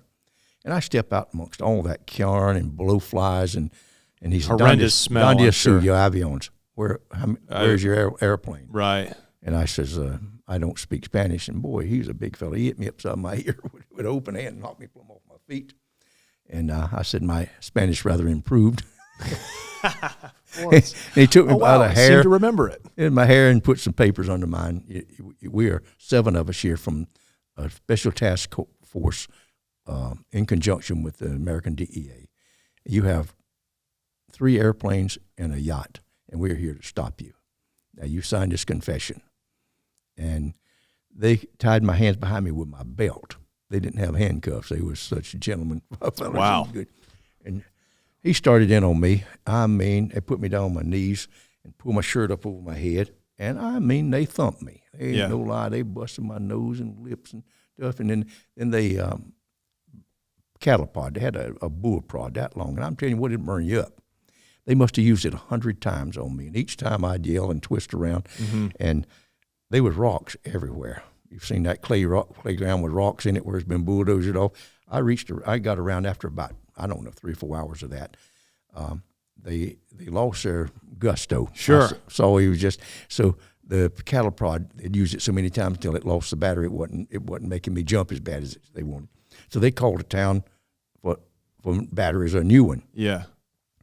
And when the boss came with the batteries, 4 or 5 of them went back up and just left me with that old red-faced big one that come up with the door. He was the one that was doing the dirty work. And he had a necklace around his neck with a sailfish with a ruby eye, all gold, swinging every time he'd hit me and whatever. So I didn't like him much. Yeah, I can't imagine.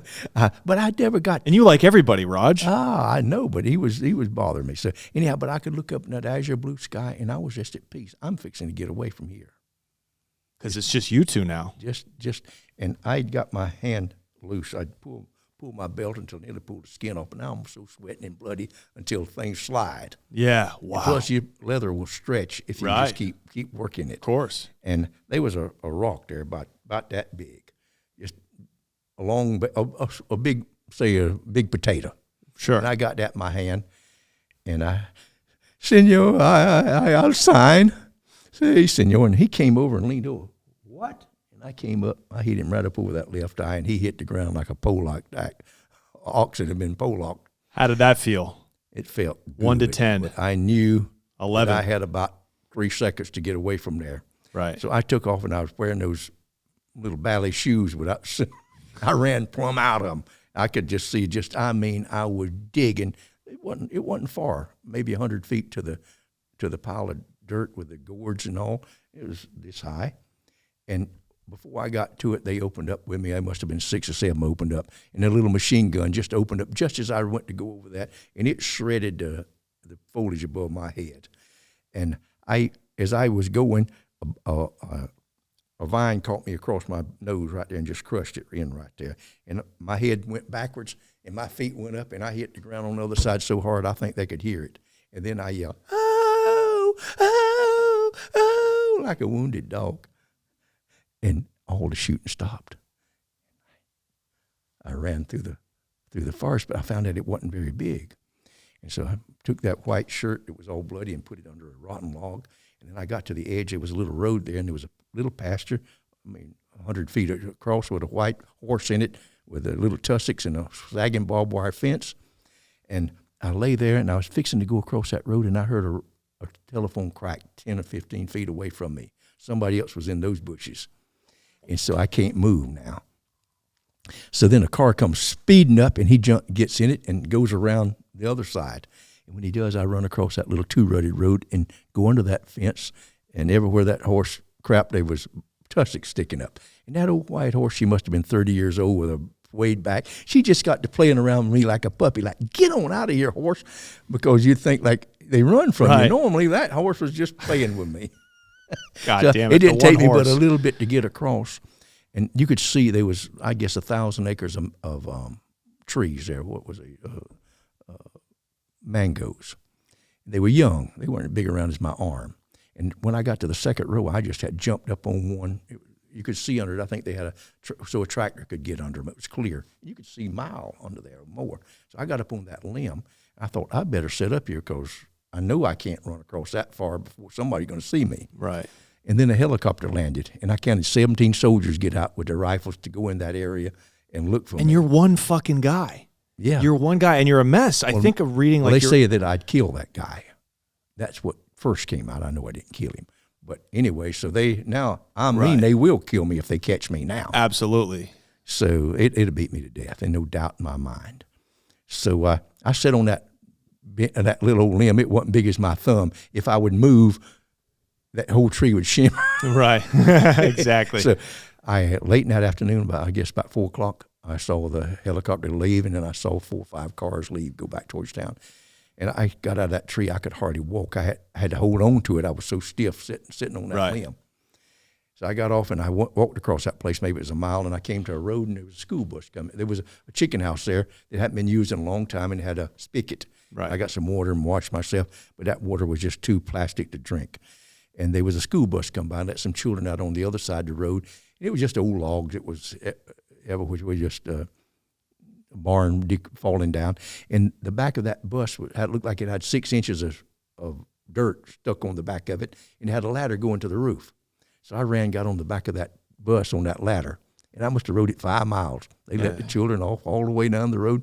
Nobody ever saw You're like me. Tom Cruise in Mission Impossible. You're holding on to the tops of, moving beautiful. cars and just going. And, instead of walking out of there. Yeah. So I got to town, and I still had my money on a pocket clip, and they had my wallet.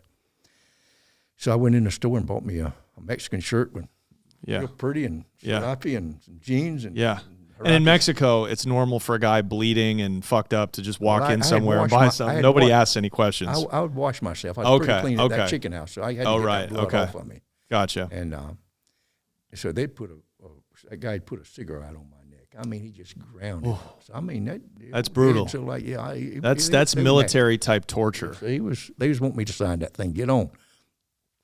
So I got out of there anyway. So how did you get back to? I got on a bus, and I didn't go very far until there was a roadblock, and the federale got on, and I'm sitting back on the back seat, looking as little as I can, and he comes almost all the way back, 2/3 of the way, looking at people and checking their stuff. Wow. And the driver or somebody said, "Come on, let's go," and he turned around and went back before he got to me. So I can't remember how I got out of there, but I know. I called the guy that brought the plane down. He brought the plane down.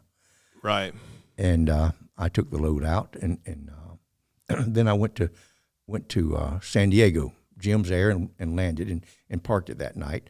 And I went close to got a room. In the next morning I went there because I had some property in Mexico and $40,000 in a lockbox at Banamex, and I wanted to get it out before they found it. Well, they had my wallet with that card in it. That's right. They knew where the money was, what bank it was in. I knew straight to that bank, and they was. So you're in Tijuana. I just want to set it up. Banamex, and got there maybe 11 o'clock, and I told the teller that I'd like to get into my lockbox, but I don't have a key. Can she help me? And she goes and talks to the manager, and he's up on a dais. And when she says my name, he turns around just like that. And I said, "Oh, boy, he's waiting on me." That's right. And so then she come, "Would you like to have a cup of coffee, senor? He's just calling the locksmith now." Wow, am I paranoid? I know I'm paranoid. So I sit there. It's really, now, in times like this, I get nervous. Mm-hmm. That little thing was going off in my stomach like ding, ding, ding, ding, get out of here. So through the door they came, 7 of them with their little MAC-10 pistols and their black boots, and they was looking for me with their sunglasses. And an angel came up from nowhere. A girl, click, click, click, "Senor Reaves, the federal police are here." I said, "Yeah, I can see them." I'm like, "Come with me." So she bowed down and went behind stuff, and we went down the hallway. And she told me to go in the bathroom. I said, "No, it's the first place they're going to look." Right. And so then she took me into the back, and she gave me a little piece of paper. "My name is Alicia. Give me a call." And she gave that to me. And she said, "Over there is where the Brinks trucks backs up to unload the money. Do you think you can get through that?" I said, "I'll go through it." So I'll run through a wall right now. She went through it, and she went over somewhere else and pushed a button up under something, and that door opened. And I squeezed myself through that door like this. Yeah. And it was 6 feet down or so to the asphalt. I fell on top of my head, jumped up running like a crazy man, got on the bus, and the bus went, I got off that bus and went on another one, got off that one, got off another one, and finally a taxi to a place to call Alicia or not to call Alicia. Right. And so in the afternoon I called her, and she showed up in a big old car with a border crossing. She was going to University of San Diego, and she drove me across the border. Didn't get the 40 grand, but my God, no, Roger, I took not the worth property it. and the house and stuff and all Right. that. But still, I got away. So did you have a warrant out after that? No, but I had heard that they were claiming that I had killed that federale, so I could not go back to Mexico. I didn't go back for many years. Right. Okay. So why in all of this time did you, because by now, mid to late 70s, when all this is going on, the cartels are in full steam, I believe. I think the Guadalajara cartel, they were organizing. Maybe it wasn't as, solidified. They didn't have the Sinaloa Federation. Yes, they were. But they were organized. They were coming in, and I wasn't part of it. But why weren't you paying off local cops before the runs? Like, why weren't you paying off people on the ground before you, had you considered that? Or was that not something, did you have to be part of a cartel to be able to do that? The way that Pablo would have all the military not only allowing you to land, but loading the coke for you. I didn't know anyone. You just didn't have any cartel I had connections no at this time. Interesting. I'd hear of it here and there, and I kind of look for it, but who to trust, It Yeah, could be of course. DEA, it could be anything. Right. You just don't know. Right. Yeah, this is very much, it feels like by the time you get into the cocaine business, God, you've had so many fucking difficulties in Mexico. It's just like seamless. It's like going to work for a corporation. It was like a breath of air to go to work for the Colombians. Right. They were just so they had the business organized. totally. It was like it should be. They were running it like, a Fortune 500 company. Absolutely. It was just perfect. So you couldn't go back. So this forces you now to go to Colombia to start Yes. picking up loads. And they had the Colombian gold or whatever they called it back then. Yes. And you've got planes now that can make it all the way. Yeah. Right? You can make it from Santa Marta. But I landed in Belize. I had a place to refuel there. Okay, yes, you had a refueling stop in Belize. Right. Okay, so tell me the routes. Tell me the Colombian routes for the pot at that time. Okay, well, first off, I have that good story about me and my sister. Would you like me to tell that and about the DC-3? Yes. I'll make it short. Okay, cool. But anyhow, I had a DC-3s. I had a couple of them, but they require 2 pilots by law, anything over 30,000 pounds. Right. So I asked my sister, Kay, she's sport now. And so, you want to be the co-pilot? I'll pay you, I don't know how much. Yeah. So she goes, and she's an alcoholic at that time. Yeah. So we go to Houston. I believe that was the closest place to, I was hauling out of Mexico even then, somewhere else. So she says, I'm fueling up, but I have 1,000-gallon tanks inside. And so the guy's just like with a car hose. He's keeping forever and ever. Right. I'm pumping it from the wings into those two. So she said, I'm going to get us some sandwiches. All right, so go. So whenever he gets it filled up, I go across there, and it's raining. And she's got her foot up on the rail at the bar entertaining the cowboys. She does have a sack of sandwiches. Come on, Kay, let's go. So we get in the airplane, and we get out, and I start over to Mexico, Gulf of Mexico, 200 or 300 miles, and she's sitting there and she said, I'm cold. And I said, well, go back there. I got my suitcase. Put on some of my clothes. And so she goes back there, and I shined the flashlight back there, and she's all wrapped up. She didn't even put them on, just got some blue jeans wrapped around her or something. And both engines quit. It's raining hard. Bam.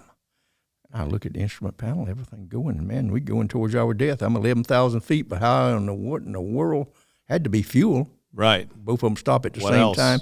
So I shined the light back there, and there was a manifold to switch the 2 big tanks back there that's got 500 gallons apiece.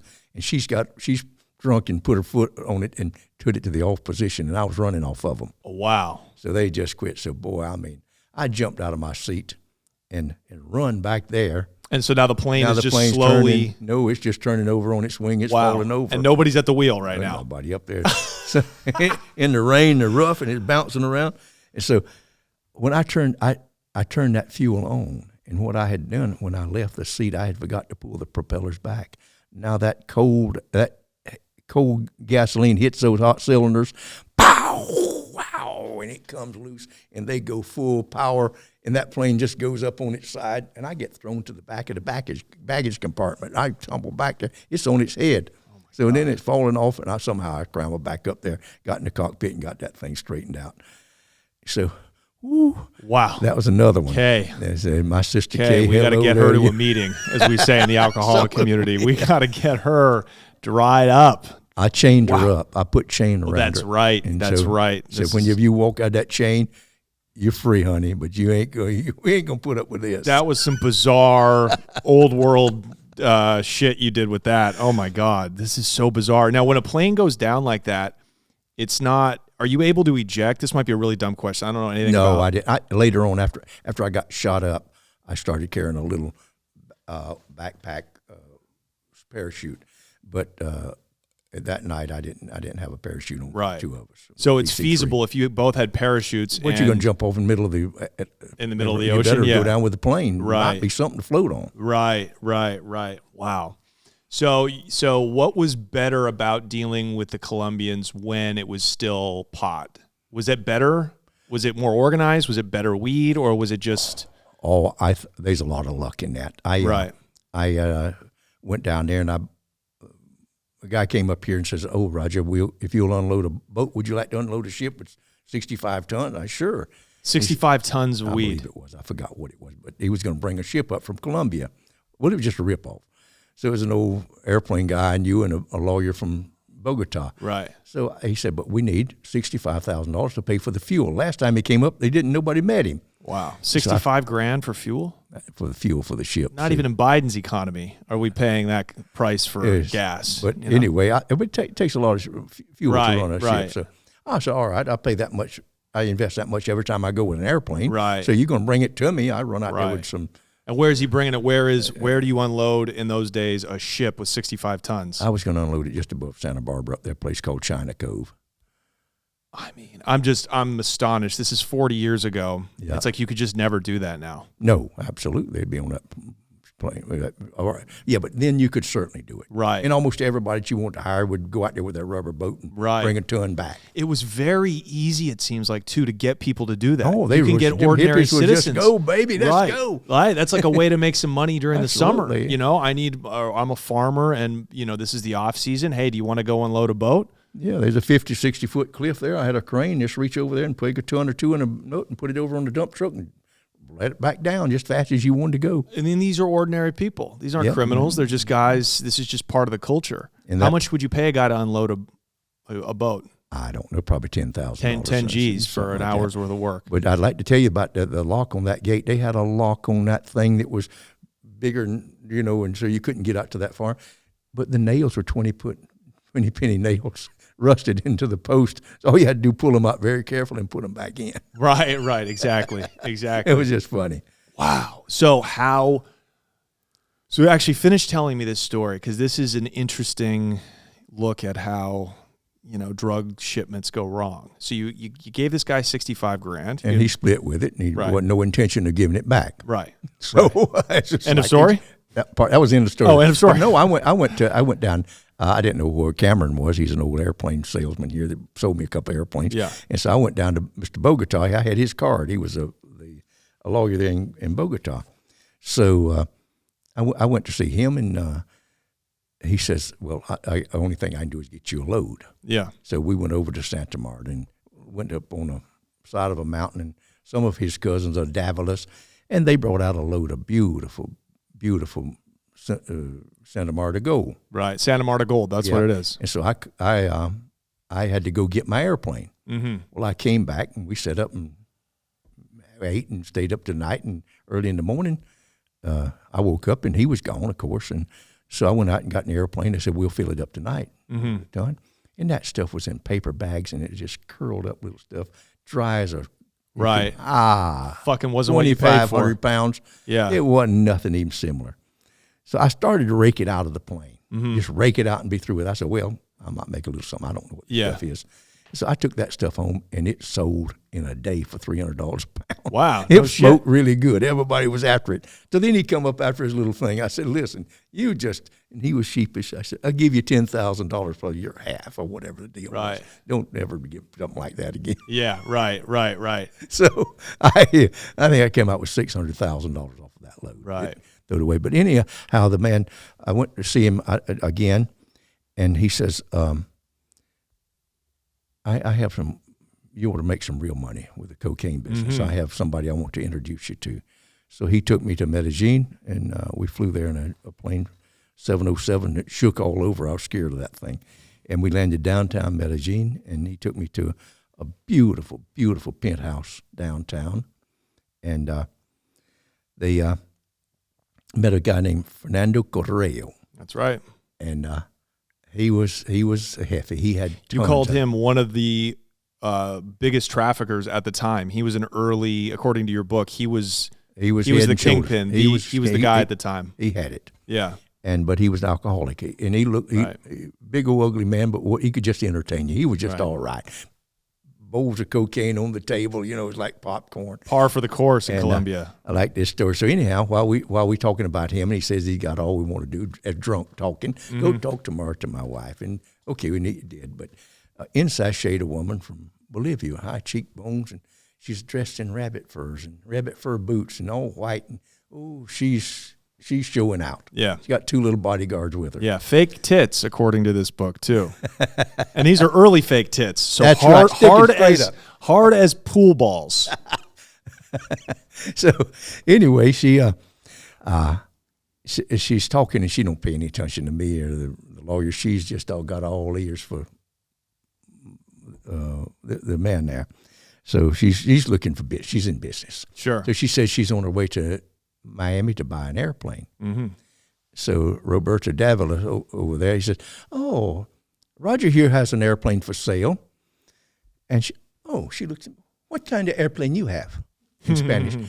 And I said, "I have a Queen Air." "Oh, Queen Air. I like the sound of that. I want to be the queen because she's the cocaine king, queen of Bolivia." And so old Devil is going over. He's got his finger going up like, "How much?" Like raise it like, yeah, high baller. Let's really fleece this broad. So I give her some ridiculous price. Right. "Okay, you bring it. I like it. I buy it." What was the price you gave her? I don't remember. I think But it was a lot. $200,000, $300,000. It was agreeable.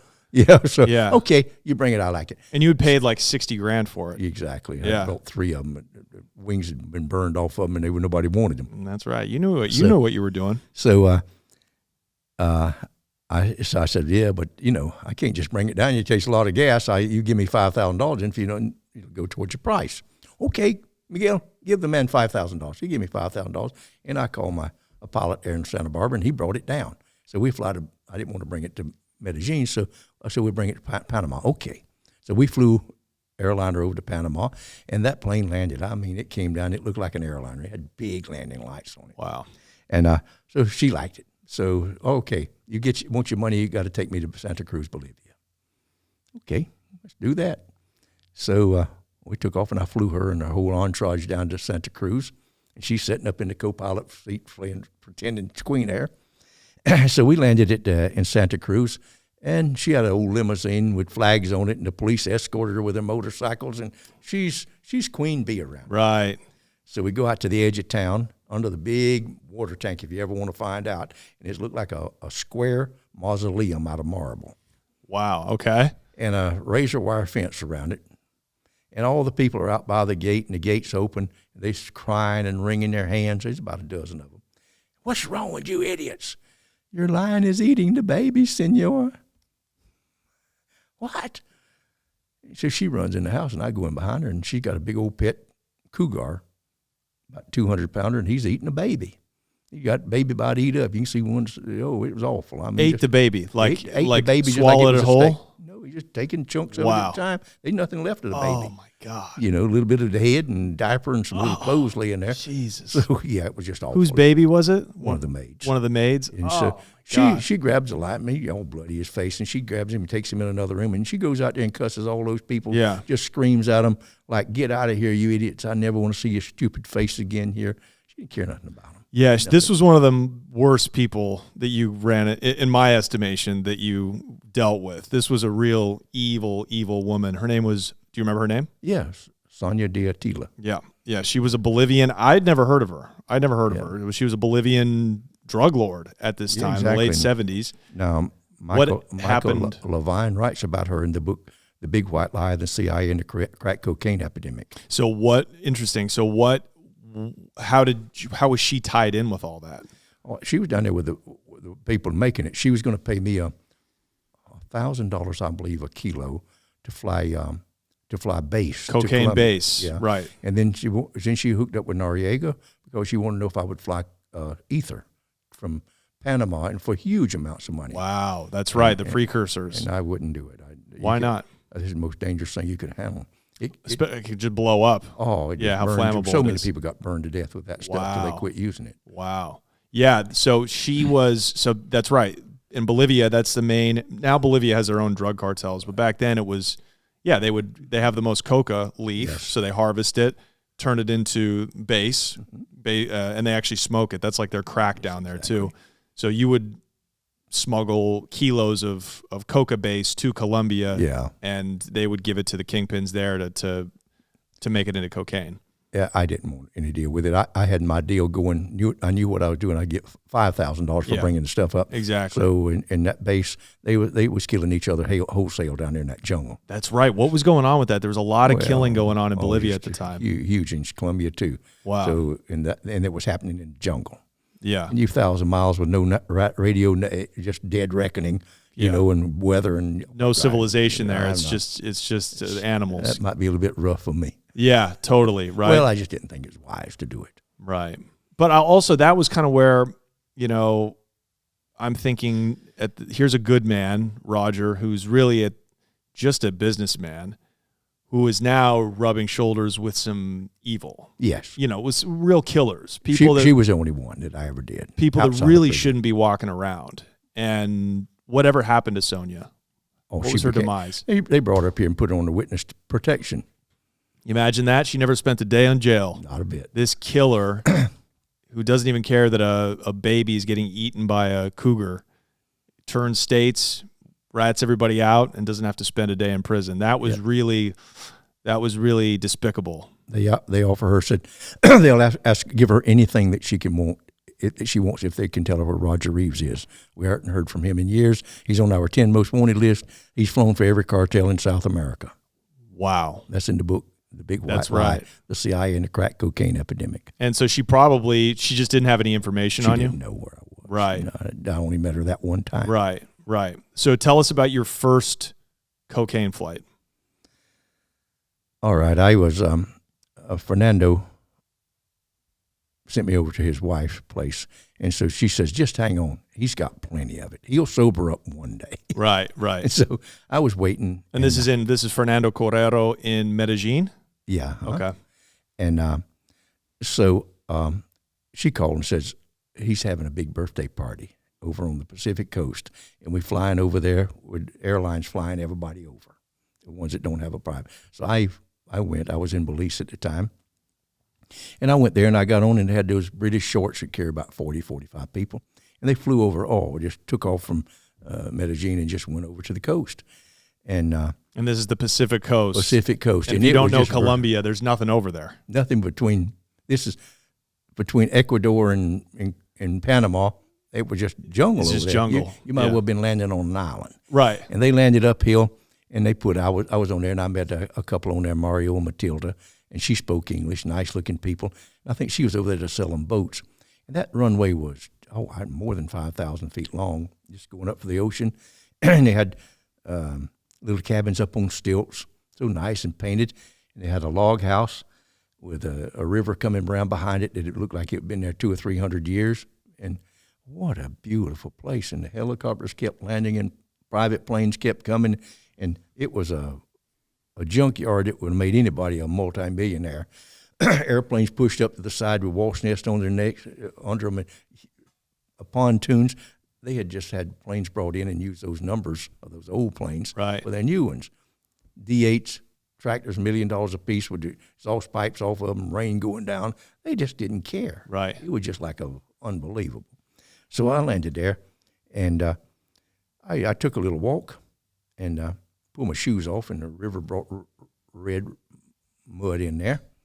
And there was a pretty woman dressed in poor clothes, like she was probably from the slums where she was, but nice and clean.